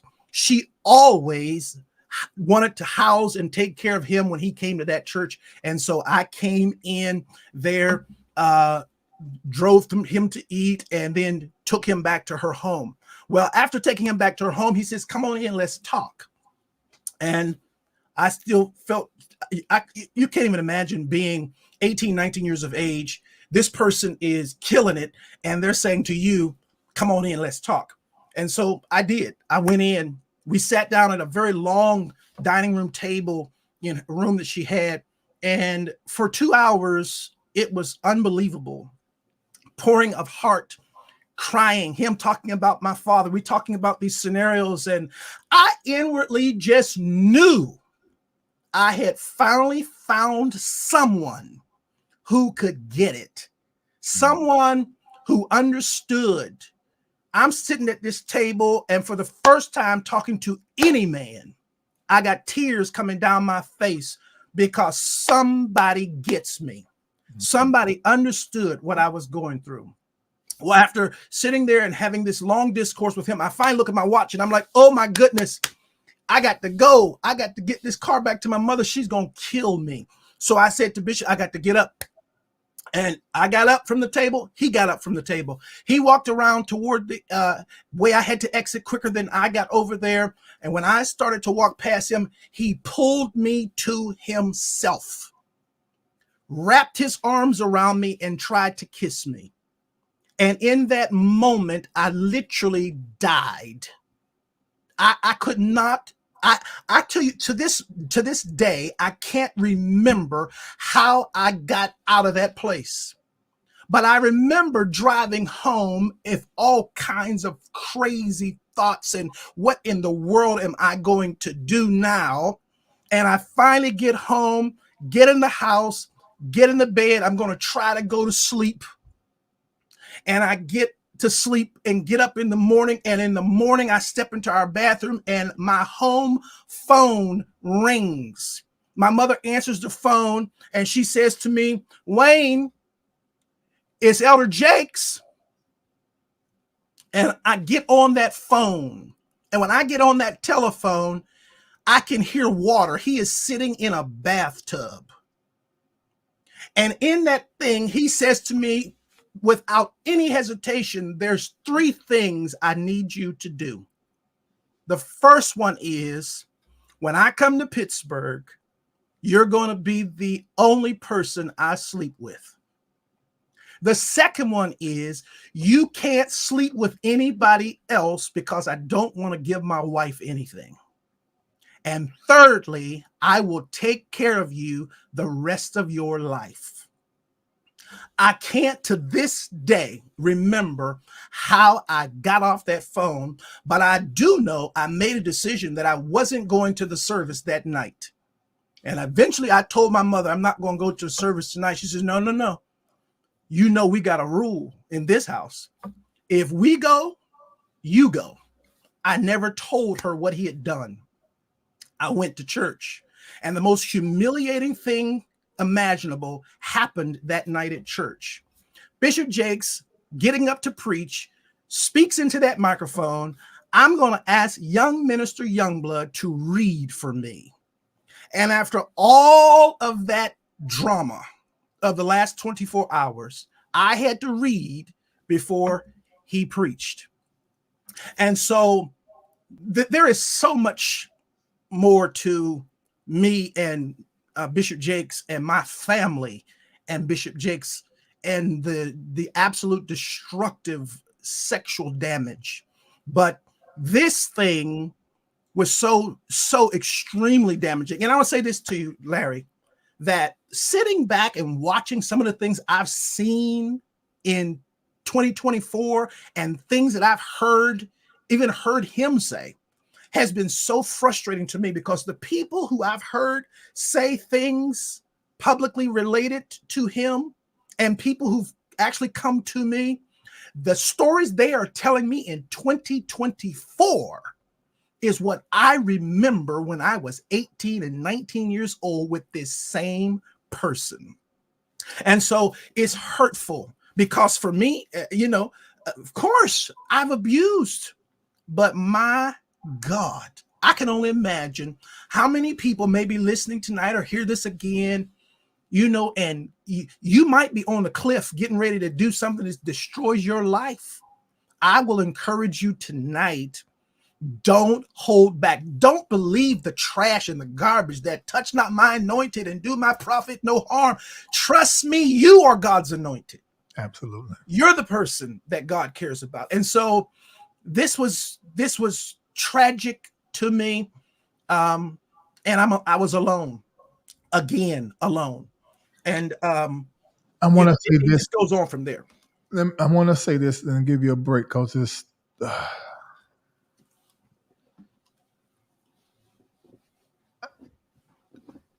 one thing I want to say. It's amazing how you telling your story feels, and your story is a story of pain. It's a story of going from the abused to the abuser to now an advocate for both to experience change. Yep. It's a painful story, because in my opinion, I feel like you were passed around. I know preachers, and I know how they do women in 2024. They talk. And I just feel like you were passed around. I also can't help but to highlight, and everyone that's been abused, including myself, knows that once you are abused, spiritually, there's this mark on you, and people see it. And you got two different types of people when they see that mark. Either they're going to do what Mother Casco did for you and protect you, or they are going to abuse you or violate you. Yep. One or the other. Yes. I'm not going to call all those that violate you all the different kinds of names that Right. I normally would say. Right. Because all predators and violators aren't the same. That's right. But it's clear by listening to you how you got there. If you hadn't experienced, I just believe it, all of this, you wouldn't have had that bend to participate in violating somebody else. Yeah, it's poison. Yeah. It's a deposit of poison. And as you were saying, I mean, you're looking for someplace, something. My gift was still working, but oh my God, was the pain growing. And if you don't have a crash or an encounter, this thing destroys you. It will wipe you out, because you can't make sense of what you've been through. It doesn't make sense. You said you died the night that now who we call Bishop T.D. Jakes. You died when that happened. I want to ask a question. Is it because of all of what you have been through and you looked at him in that moment as the savior to pull you out and your dreams died? Or was it your hope in ever being different than you were died in that moment when he did to you, according to you, did to you what had already been done to you several times before? And it sounds, and I believe, in my opinion, I won't dare. We don't, none of us know except for you and T.D. Jakes and you and Bishop Quander Wilson and you and Mother Maskell. And some parts of your story has been verified by Bishop Brian Keith Williams in the chat. You know, so we know that you're not pulling this out your breadbasket. Mm-hmm. That this is, there's some truth here because there are other people to verify. Now, what died? I want to know what died. It sounds true because you went into that when you have something traumatic like that, you go into a black spot. And you can't remember how you got out of the house. You just remember halfway driving home. So it sounds like this sounds very believable to me, but I don't know. So tell me more about that. Yeah. Well, I lost the ability. I didn't know it, but I lost the ability to believe. I stopped believing. All the stuff that we were saying, all the stuff that we were preaching and teaching. Remember, my dad is the pastor. Bishop Wilson is the chief apostle. Here is the man who is leading revival, and it dies because you realize in these moments you don't understand what you're doing, but you start believing that what you said about hope, this just ain't gonna happen for me. I thought maybe there'd be a place that I'd be able to talk about what is real and get somebody to give me whatever I need to get beyond it. Because I'm telling you, Larry, up to the point of T.D. Jakes, I couldn't believe the life I had had. And that night, I thought, oh my, here is help. We've managed to start building this relationship, this friendship, and here is help. Here, I have no ability to really trust men, but here is one who is proving to me across the table, you can trust me. And in a few minutes, totally violated. And I'm gonna tell you something, the thing that just further killed me was the absolute arrogance to call me from a bathtub and to tell me you're going to take care of me for the rest of my life. I'm going to be your Pittsburgh boy, but I can't sleep with nobody else because you don't want to give your wife something. And so absolutely, it's devastation. And as I moved forward in ministry, I had decisions to make because my gift and my ignorance allowed me to get right into pastoring with all this. Because I was more studious than my dad and more studious than my grandfather and very serious about my craft, whatever it was, I studied. And so it became pretty natural that, Bishop Wilson started telling me and my brother that you all should move beyond your dad should turn the church over to you all. Mm-hmm. So I always was inwardly feeling like there was something more in me. Well, instead of me taking it to the place of getting healed, I started a church. It was a natural thing to do. We're going to do it different than them. But it go back to what you said about how you couldn't stay in the present. You only could walk in past and in the future because the present, there was a lot of pain. So you had to be occupied working. That's right. Always busy. There's so many pastors who do that and they live that and they think that's the norm, but it's actually a trauma response. And according to the National Sexual Violence Resource Center, it states that 1 in 5 women and 1 in every 71 men will be raped at some part of some time in their life. Yeah, I actually believe it's higher than that because men, we do not talk. I think ours is like the women, 1 in 5. In fact, when I count 10 people in my world, about 4 of them have been violated, molested, or something when they were little, men and women. So I fully believe that the cycle abuse studies show that approximately 30% of the individuals who were abused as children, they later end up abusing others, whether it is intentional or it is something that they do and then realize they have done it.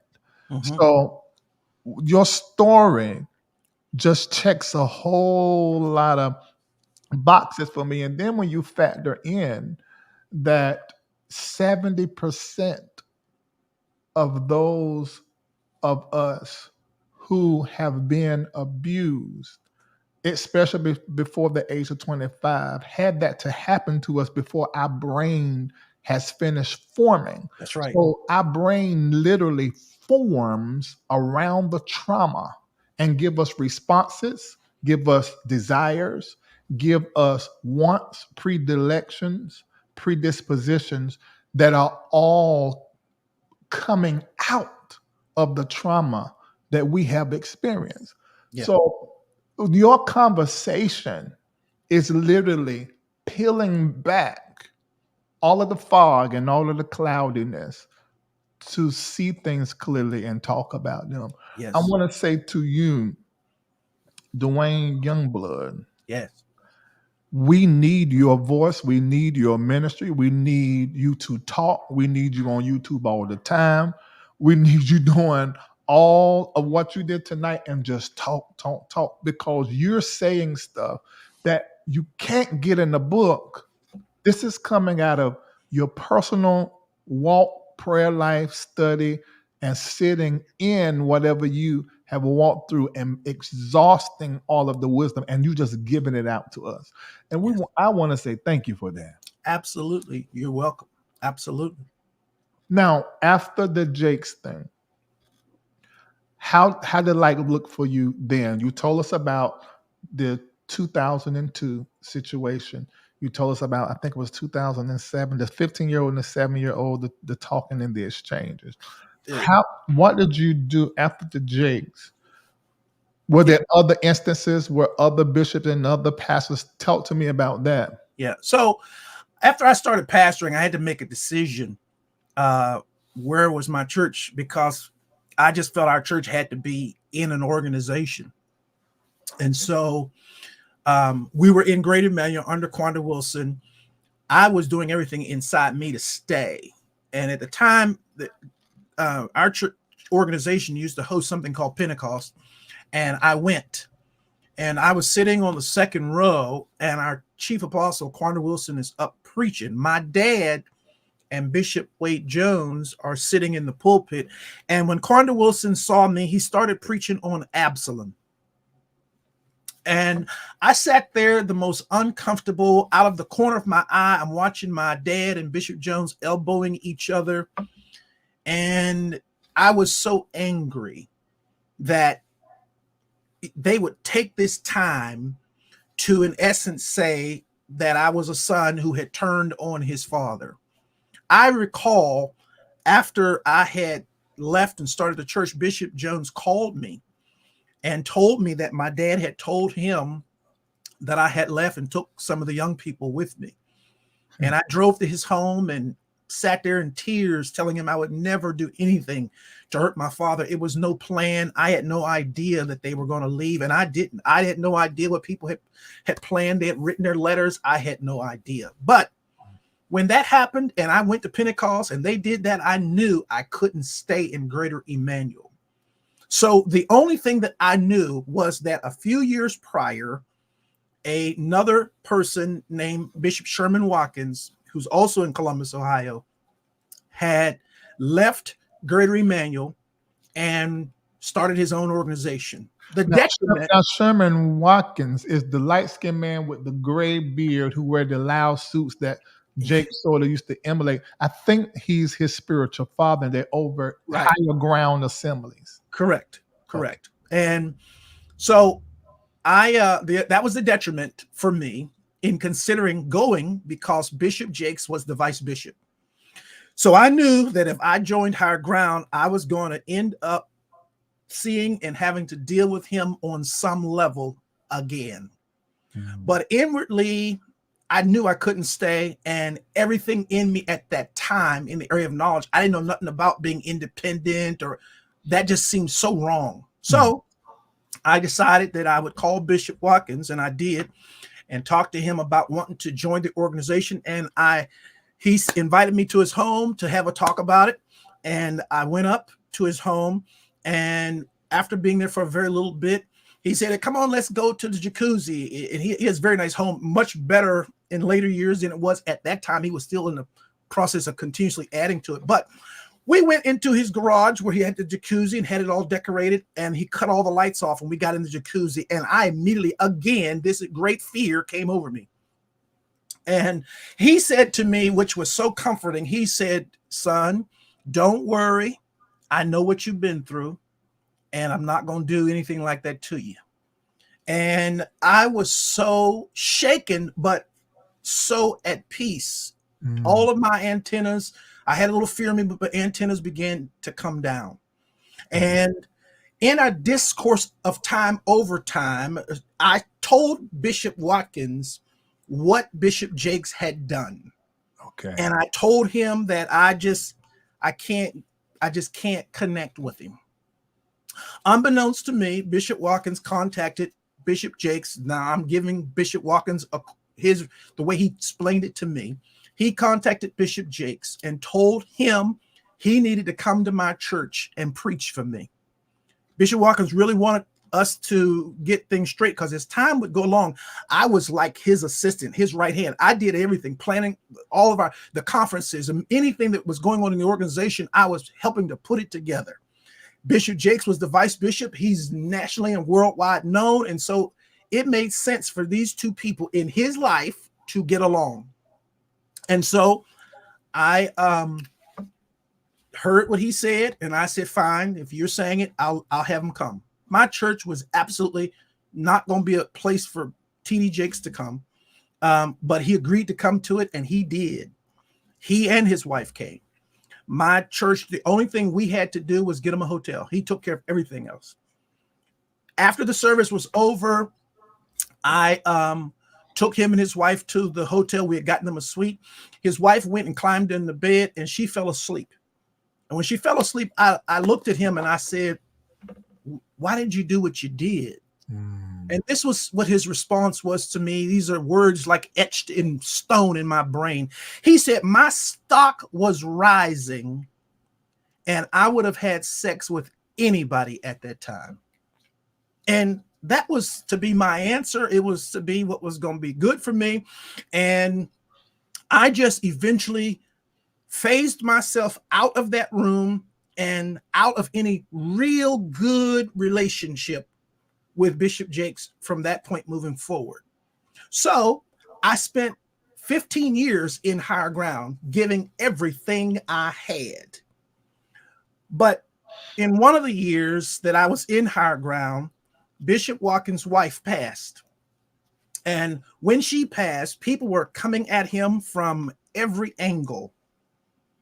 And my protective nature over him, and I believe his absolute concern for me, we connected in that way, which was very positive. At this time, I'm calling him my spiritual dad.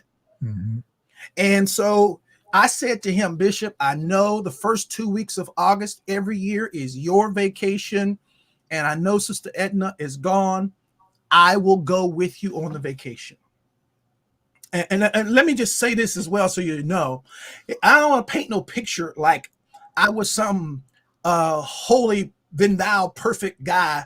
I absolutely was not that person. And Bishop Watkins, I shared with him some of my darkness and my dark side and some of the happenings that I did.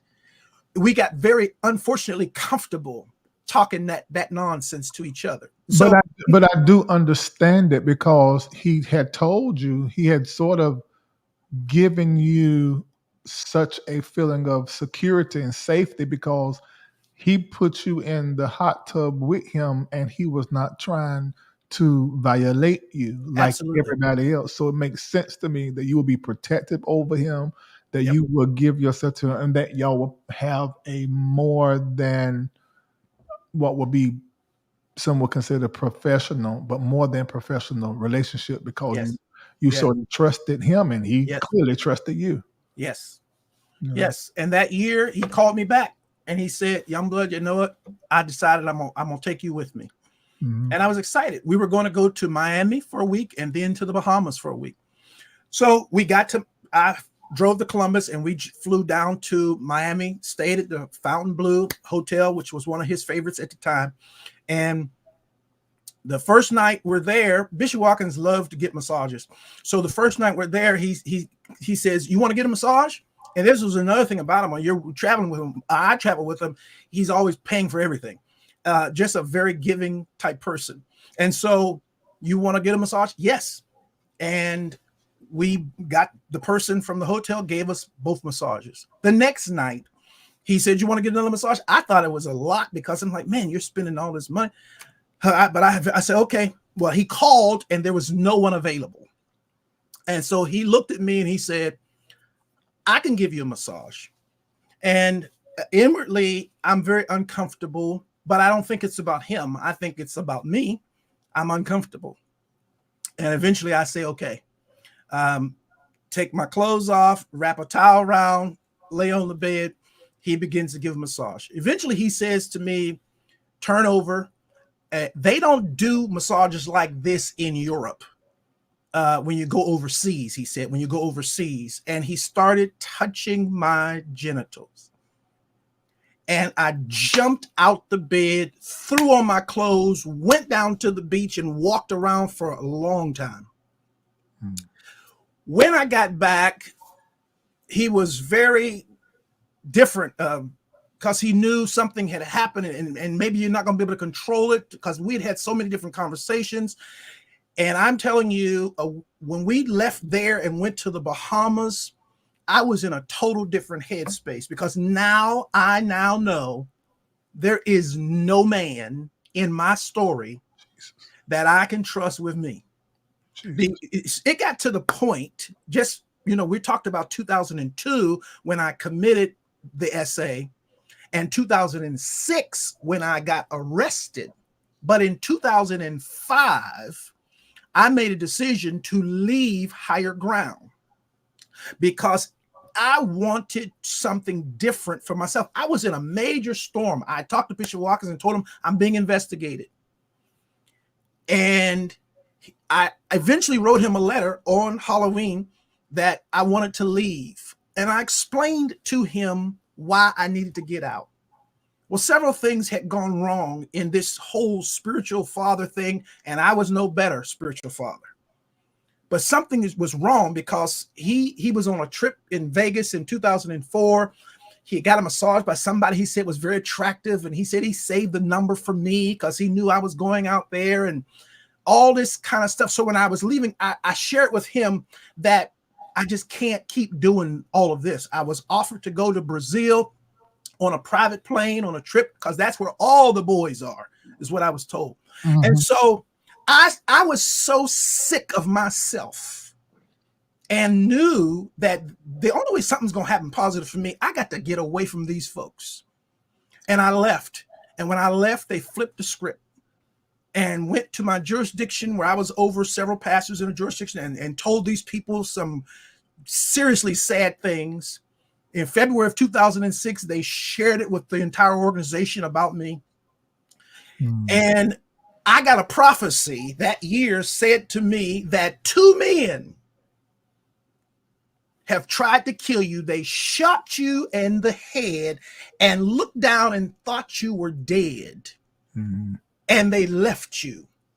But God says your name is hidden. And actually, my name means hidden. They said, God's going to hide you and you're going to reemerge.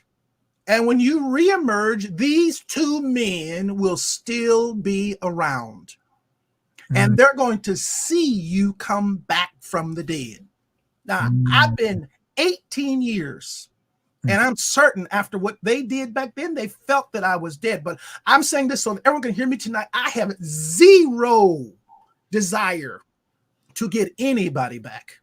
I don't want to see nobody hurt. I don't want to get no human back.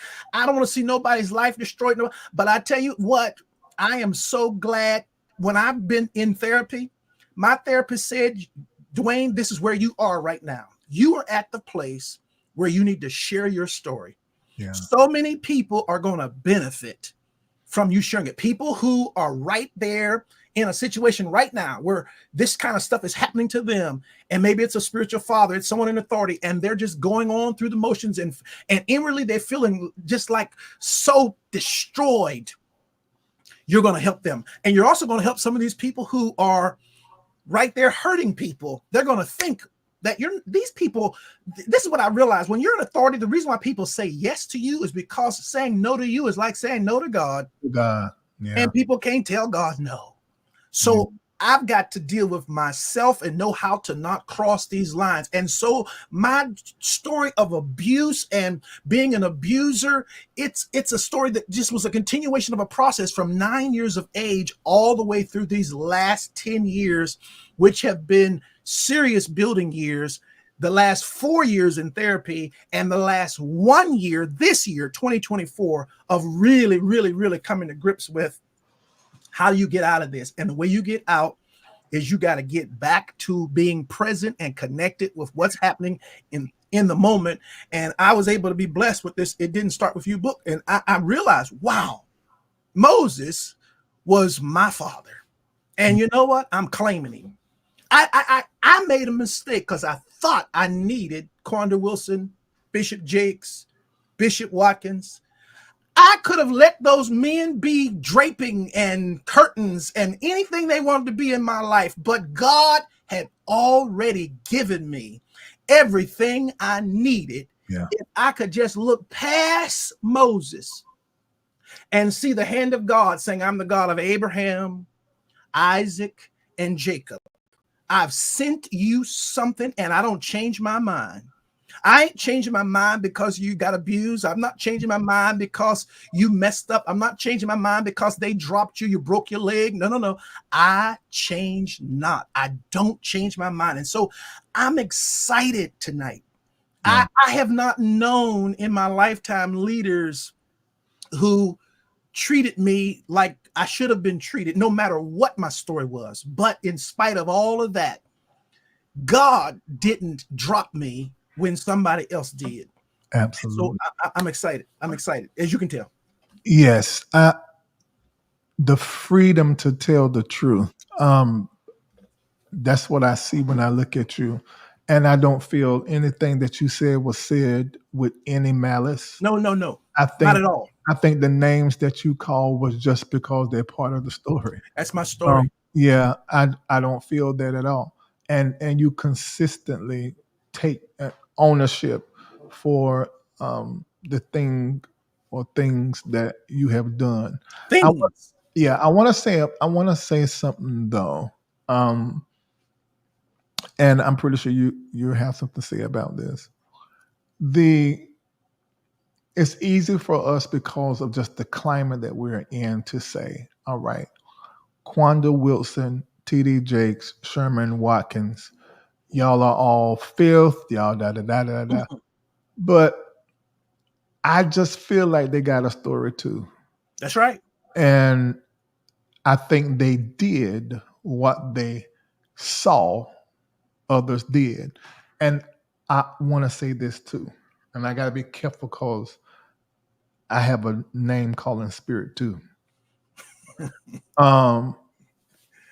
This whole "can your son drive for me" is the oldest trick in the Black church. It's not used that much today, but that I know 5 guys while he was telling his story, and I could call. Should I call a name? I am. There is a particular, I ain't gonna call that name, but I'm gonna make it so clear where you know who he is. A prophet that's been a prophet for decades, who was one of the most leading prophets, prophetic voices, who have so many prophecies on record of things that have came to pass. My. an absolute prophet who was in that age group with Brian Keith Williams, Bishop T.D. Jakes, them, that same era. And there are three guys. One I'm very close to. Y'all pull this clip and send it to him. Me and a few other preachers who just honor this prophet. Mm-hmm. Mine is not direct. It's because somebody, my mentor, honors him a lot. I can say that. Who did the exact same thing with all three to be his driver. And one of the ones that you did it to, because I know you listening, told me everything. And I know this person. Just like I sense from you, Duane, this person ain't nobody's liar. Now I can say some other stuff, but he's not gonna lie on nobody. Let me say it like that, because he be lying sometimes. But you think I don't know, but that's stupid. You know, I'm like, okay, it's stupid for my friends to lie to me. I always know, and I'm like, why you lie for? I ain't gonna do nothing to you, because I'm gonna know your lie and still smile, just like I don't know that you's a liar. But anyway, he asked his mom for him to drive for him. I'm gonna text it to you who it is. So you just, I want you to know who it is. Let me see. Where your number at? Here it is, right here. You know this person? I sent it to you. I know you know them.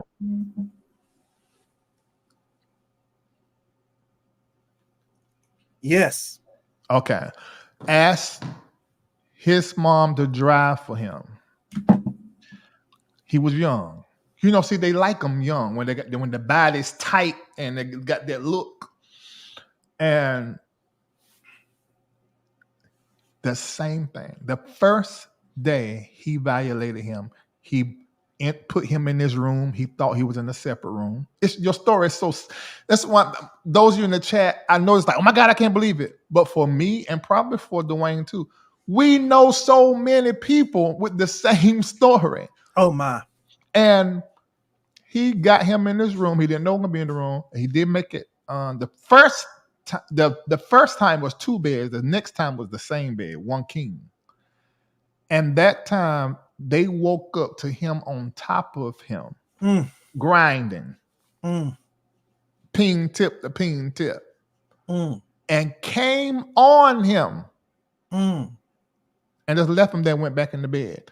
The next night, called him up there in the pulpit with him and made him read when he preached. When he opened the Bible to read, there was a note saying, I'm sorry for what happened last night, but we all aren't perfect in the kingdom. And I'm sorry. And that young boy had to read that. Can you imagine psychological to this young boy? He was a church boy. Growing up in the church, and this powerful prophet came to town. That's right. And so he's looking at him like, oh my God, you know? Yeah. And then this happened. And to this day, will not, when I tell you he chose the right one, because this person don't talk and will never talk, probably. And I've told them about the other ones. I'm pretty sure he haven't connected with them. But there are other ones. And Brian Carn brought it before a prophetic council here in Atlanta in 2018, where they were trying to reprimand him, called the witch stuff and the other girl stuff. Brian pinged this community like his friend, J. Maul. But, and y'all know I love Carn, and I don't hate J. Maul. People think I do. I don't. I just tell the story. He confronted the prophetic council, said, y'all at me, but how come y'all don't get the prophet whose name I just sent you? He's your friend. And he's talking about this boy that he had traveled and took him with him everywhere. I just heard that one of his pieces, and I heard this from one of his friends, I ain't gonna say their name, that the boy wiped out the last boy he had, took all the money out the account and left him broke. I said, good. That's good. Nobody gets away. And you said Nobody that. gets away. You said that. Nobody gets away. So Nobody how did gets you away. feel when this time last year, when there was so much talk about Jakes? Well, And listen, you were in I'll be jail. honest with you. I would have probably not said anything about all of this. I wouldn't have probably felt as passionate if I hadn't heard it and watched some of those videos. Because I'll be honest with you, I can consider TD Jakes. I consider his humanity, and I got a lot of room for his humanity. My problem is that at some point in your life, you've got to look yourself in the mirror and look at what you are doing. Listen, it's something that I've watched because being in higher ground, I was a part of planning a lot of things. Mm-hmm. And I met a lot of preachers and talked to a lot of bishops. Well, let me tell you some of the stuff that I've understood about bishops. Depending upon where you are connected, you know how to deal with certain individuals. So, for instance, if you're Hollywood connected, you understand NDA agreements.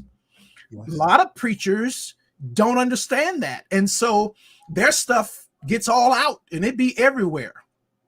But I have so much sad information and stories after stories and personal things and emails from individuals who have been around Bishop Jakes or Bishop Watkins and Bishop Wilson and have had these same experiences.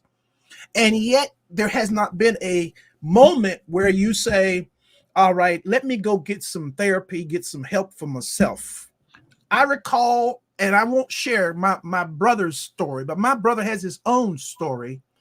But my brother put a post out years ago regarding his story and related to TD Jakes. And TD Jakes is somebody copied the story of my arrest and hooked it to the story my brother wrote and said, it's not TD Jakes, it's your family. Mm-hmm. And so when we get protection, I want people to hear this. If people keep protecting you, they are setting you up and you are allowing them to set you up for what always comes. There's going to be a harvest for every seed. There's going to be a cause for every effect. There's going to be some karma in your life. Yeah, it's coming. And so I felt horrible listening to some of these stories, and just it's so damaging. And people be like, well, what about the church? And look, God can handle what God's going to handle. Yeah. And none of this going to hurt what God is doing. But the reality is this stuff needs to stop. I love the way you said, I have a lot of room for TD Jakes' humanity. I have a lot of room for his humanity and anybody I've ever discussed in my own. I don't expect perfection. No. I understand how he can end up sleeping with the secretary. I understand how she can end up sleeping with the pastor. Yep. And it ain't always somebody's a whore and cheating on their wife. Things happen. Yes. And if you're not in that position of power, influence, you don't understand how that world is. No, you don't. And you don't know how people try to set you up. Yep. To get you to fruck them and then turn on you to my, you front me. Well, hell, you were sending me pictures. You was doing this, you were doing that, and I have a opinion and it gets hard. This is what it is. And I had a moment or 10, so, but I get that. I got a lot of grace for that. But what the issue I got is how you handle. That's right. When that kind of stuff happens in those situations, how you move around that. Yep. And that is the problem. And I said this before. That's why I was asking how you felt when I started to do all the TD Jakes coverage. Because that's the problem I have with TD Jakes, is how he has successfully buried every story that has ever came out with him because of the brown paper bag filled with cash, and because of him using Mega Fest, Potter's House, Potter House North, Potter House formerly that was in Denver, and every other influence he has in other churches that are mega around the world, how he's used those stages to pay off those that he's sexually violated or those that are coming out talking about him. He's done it through money. He's done it through cash payments. He's done it through other pastors. You don't even know it was him that got you on that stage, but he done that. And you only know it's him when you try to come at him again. Then he's going to say, okay, you remember that door you went through? That was me. That's that kind of stuff that makes me be like, okay, I ain't calling you a demon, but you moving like one. Yeah, it's very unfortunate because in my personal story, the news, the way I've dealt with local, I've chosen to not be pastoring and preaching. I've chosen to not do it. Mm-hmm. I felt in my heart of heart, it's a disservice to people to know that you've got this poison and things in your heart and in your life, and you choose to not deal with that. And instead, you want to go out there and do something for somebody else.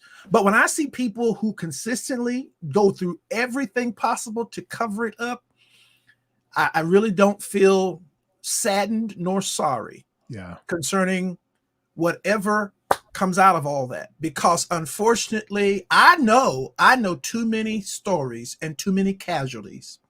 I'm talking about casualties to that ministry. And it's unfortunate that it exists like it does exist. But let me tell you something, not forever. It won't go on forever. Your story of him coming around the desk and kissing you is the exact. I wish it was not this way, but there's a pastor. And see, when he tells his story, I don't know if he ever going to tell it publicly. He might, because his story is about TD Jakes and Creflo Dollar. Because he was with Creflo Dollar first, then he went with TD Jakes, and he was shocked to find out while he's telling on Creflo to TD. TD's giving all this love, and he's crying. He gets up from the desk, and bam. And so the exact same thing you alleging he did to you, this other guy alleges done to him. And he too stopped pastoring for a while and just said basically F the church for a while. Now he's starting to find a way through podcasts and some other things to come back. And he suffered horribly with suicide and depression. In fact, we're in a pact right now. If he sends a certain code to me, I answer my phone and I'm there for him so that he doesn't, go too dark as he does sometimes. And a lot of people, my people know I do that kind of work behind the scene, but the people that watch out here don't know that, because it's not about saying, oh, this person has done this or this person has done that. Let me tell you this, because there's a fine line as a content creator and as a person that has been abused. Mm-hmm. But you can sort of start trying to get into this thing where you end up turning to your predator, into the person that violated you, because now you're trying to use your story for clicks, likes, money, power. It's the same thing. It's the same. You turn into the person that violated you. Yes. So the fact that you waited all these years, although you did confront every last one of these people before now, but they turned it on you. Absolutely. Yeah. Turned it on me, sent me emails, said how shocked they were, couldn't believe it. And in the climate that I was in at the time, again, I was not so different than them. And so one of the things that I recognize is that at some point you got to decide. There's people listening to us tonight, Larry, who are not so different. Yes. But the thing is, you get a chance. I don't think there's no accident that you're hearing this. Somebody's listening to us. Somebody may hear this on a replay later, a clip of something. There's no accident, because God loves you, the person. You're human. But I'm telling you, some of this stuff that's going on in our churches is because men and women are taking the place of our parents. We're divorcing our families because we're a new creation. We're divorcing our families. We're being taught and told to not eat with them because they're sinners. Yes. And we're spending all of our time with the saints and the church, and we're developing an unhealthy way of relating. And vulnerable people now are in the church looking for titles and positions for acceptance. And what greater acceptance than to sit across the table from a bishop, a pastor, an elder, whoever, Yes. who can spot that weakness in you and unfortunately use it for a nefarious purpose that's going to take you further down the hill to damage. I'm telling you, Larry, I am so thankful to God that I'm able to be here tonight, because I know with my story, there are people who've committed suicide. I know people who are locked away for life because they tried to kill somebody, or they killed themselves, or they killed somebody else, or they hurt some. So many things have happened, but here I get to sit and share with you on your platform such a great opportunity, because I was not a good pastor. I had great things that I did. I wonderfully wanted to see this church be successful and strong and all that good stuff, but I was not the man to do it the way I was. There are people who served me in that ministry. I hurt them and I let them down. And God gives me the strength every day to get up and say, you know what? I can't go back and fix all that. But what I can do is make a difference in somebody's life today. So it is easy to come on here and talk about this tonight, and to not ever say that any human's behavior was any worse than mine. Yeah. But what are you going to do about what you're doing? And if your trauma is causing you to repeat trauma, Jesus, stop for a moment. Consider. Get a book. Get the book. It didn't. I got this. This book. It didn't start with you by Mark. Well, get something in your life. Okay, hold on. We need that. It didn't start with you by. It didn't start with you by Mark Wolynn. Wolynn. How inherited family trauma shapes who we are and how to end the cycle. And he doesn't say in his book. He talks about how many times you are living out somebody else's trauma. It ain't even yours. Yeah. You're just carrying on what was somebody else's. Yeah, I'm adding to that. God was sending you something through that family. Yeah. And you don't have to hate them. Mm-hmm. You can look past them to God, and he will connect you with what good stuff is in you. And I believe that. Listen, so we got that. Put that book title up. And then what is the title of your book? Did you write about all of this? Oh, I've written a book, but I haven't released it. Okay. I haven't released it because there's a lot in that book. Yeah, and I haven't decided yet how I wanted to do it, but it's written and it's prepared to go to publisher, but I just haven't decided yet how I wanted to do that. I'll be very honest with you, Larry. You don't know this, but I'll say this to you. God shared with me privately that I was emerging out of a tunnel, and that the way to come to my next was to share my story.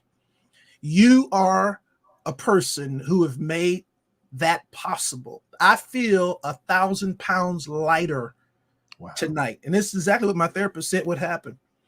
My mother, McCaskill, she told me when I got arrested, she said, that thing is going all over the country.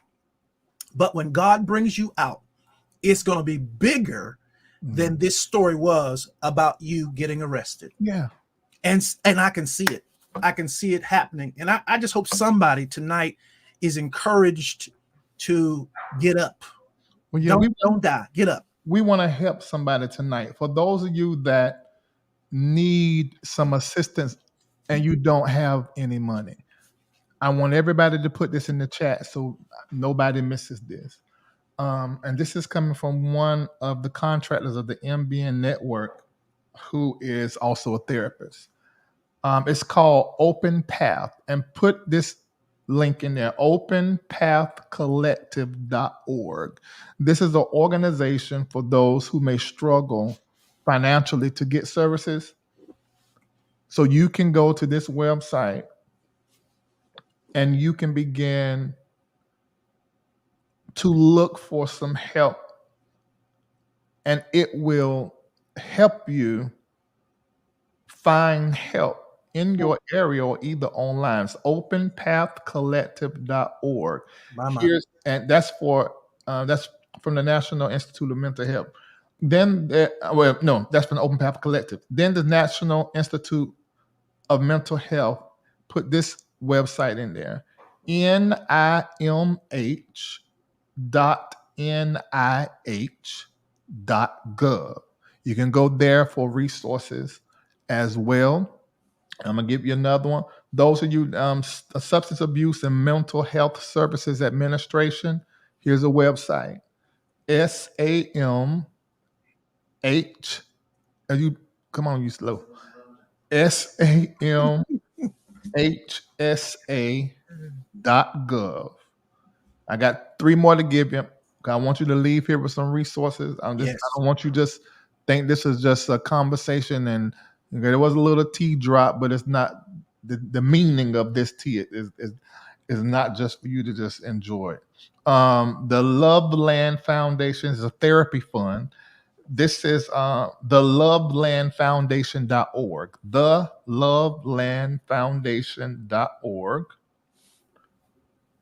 And then I'm going to give you 2 more. One is for Black women and one is for Black men. Mm-hmm. The one for Black girls is therapyforblackgirls.com. Therapyforblackgirls.com. Therapyforblackgirls.com. And then the last one is therapyforblackmen.org. Mm-hmm. Therapyforblackmen.org. Now, these are all of these resources that you guys can use that could help. And this is what I'm going to ask you to do. Those of you that are intercessors, I'm going to ask that you will pray for Duane Youngblood, because this is a very unique ministry that he has. You from abuser to advocate. Please pray for him. And let me say this, because Bishop T.D. Jakes' name was mentioned, it's going to be something. I haven't shared, but because I just talked about what is public, there's been some things. Now, they never really did nothing because they know I can fight back. And it wasn't my stories, it was somebody else's stories. And once I tell the story and talk about it, you might get 2-3 lives, maybe 5, and that's pushing it. But you're gonna get at least 1 live. And I don't know what happens with these people after they leave me. I believe some of them paid off. I believe some of them are giving something. Maybe it's an apology. I don't know. But often what happens is it's no longer a conversation. And if it's no longer a conversation for them, it's no longer a conversation for me. Unless, because I got a few things. There's a few people sitting in the wings waiting to tell their T.D. Jakes story. From sexual stuff like this to financial and intellectual property stuff, where he allegedly has stolen one of the greatest books he's released, and Sarah, according to what was said to me and shown to me. But they're going through the legal route, and once their lawyer say that they can talk to me, I will bring them up here. And this is white folk, so it's a whole nother ball game. So that's I want to say thank you, Duane, for trusting this platform with your story. Absolutely. And knowing that I'm gonna handle it right. And y'all pray for me too. I forgot to add that part. And in fact, I'm gonna show you how to pray for me. You pray for me with $8.88. That's how you pray for me. That's your prayer. Let me show you how to pray for me. And then Duane, anytime I have a guest, although you want in the studio, I always want to give them some kind of something to get you a sandwich or something, for for just coming on. And so what I want you to do, and this is tax deductible, whatever you want to donate to this platform, keep us going with stuff like this. Sometimes we have to fight back, and your donations help us do that. Please put your phone number in the memo section. Whatever way you're giving, $8.88. If that's too cheap for you, throw a 10, 20 in front of that 888 if you want to. But the way you can do it is going to the mbnnetwork.org. And this is tax deductible. This is not a seed. This is a donation tonight. Just put your phone number and put LRL behind it so we'll know what it is. We're going to give you a phone call, pray with you, and the prophets are going to give you a prophetic word. This is our way of saying thank you for supporting this ministry. Venmo @MBN Network. Pay attention. Make sure you get the letters right because there are copycats out there. Cash App $MBN Network. Text the word give to 404-800-4530. You can also Zelle it. Our email address is info@thembnnetwork.org, not .com. If you download the MBN network, you can process all your donations all the time through PushPay, or you can just go to the link, pushpay.com/gforgiven/the MBN network. Of course, you can go to the mbnnetwork.org. Or you can mail it in, 780 Morosco Drive, Northeast, suite number 244224, Atlanta, Georgia, 30324. Our donation ways never change. You can screenshot that. It's always the same. Duane Youngblood, we're not going to forget your name. Yes. I think I heard your name years ago, but I'm so glad to get to meet you now. Likewise. And meet you like this. Yes. You are an amazing person. Thank you, sir. You are an amazing person. And you don't look like what you've been through neither. Now, there's some folk that I know that look like every drop of what they've been through. But you don't look like, and you 57 now? Yes, sir. And that makes Jake 67? Yes, he is. Right. Okay, so my mentor's 65, and I think he's 2 years older than him, and he's a Gemini like my mentor and my daddy is. And Trump. So you see all them different types of Geminis. Some work with their twin and mature, and some get swallowed up by the twin. Oh my God. But and it makes sense. I mean, it makes sense. Sometimes you're hidden for a time, and then you released at the right time. I just believe this is the right time. I am interested in anything you got to say. Because you're so honest and you told the truth about you. You started the conversation telling about what you did. Man, you one of the good ones for me. Thank you. I appreciate the platform and the opportunity to share. I really do. Yeah. All right. I thank you so very much. By when we wake up in the morning, there are going to be tens of thousands of views on Facebook and YouTube. Of course, people come to just hear certain people names. But if they watch the whole thing, they're going to walk away. Man, I came for tea and I left minister to, because you really, really touched us on today. We're going to close out with prayer. I ain't never done it on my platform. I always do that with my people. But let's pray. Father, in this moment, there's so many people that are here with us, hearing and feeling things that they haven't felt before, haven't felt in a long time. It's all coming up, and it's the result of Duane Youngblood.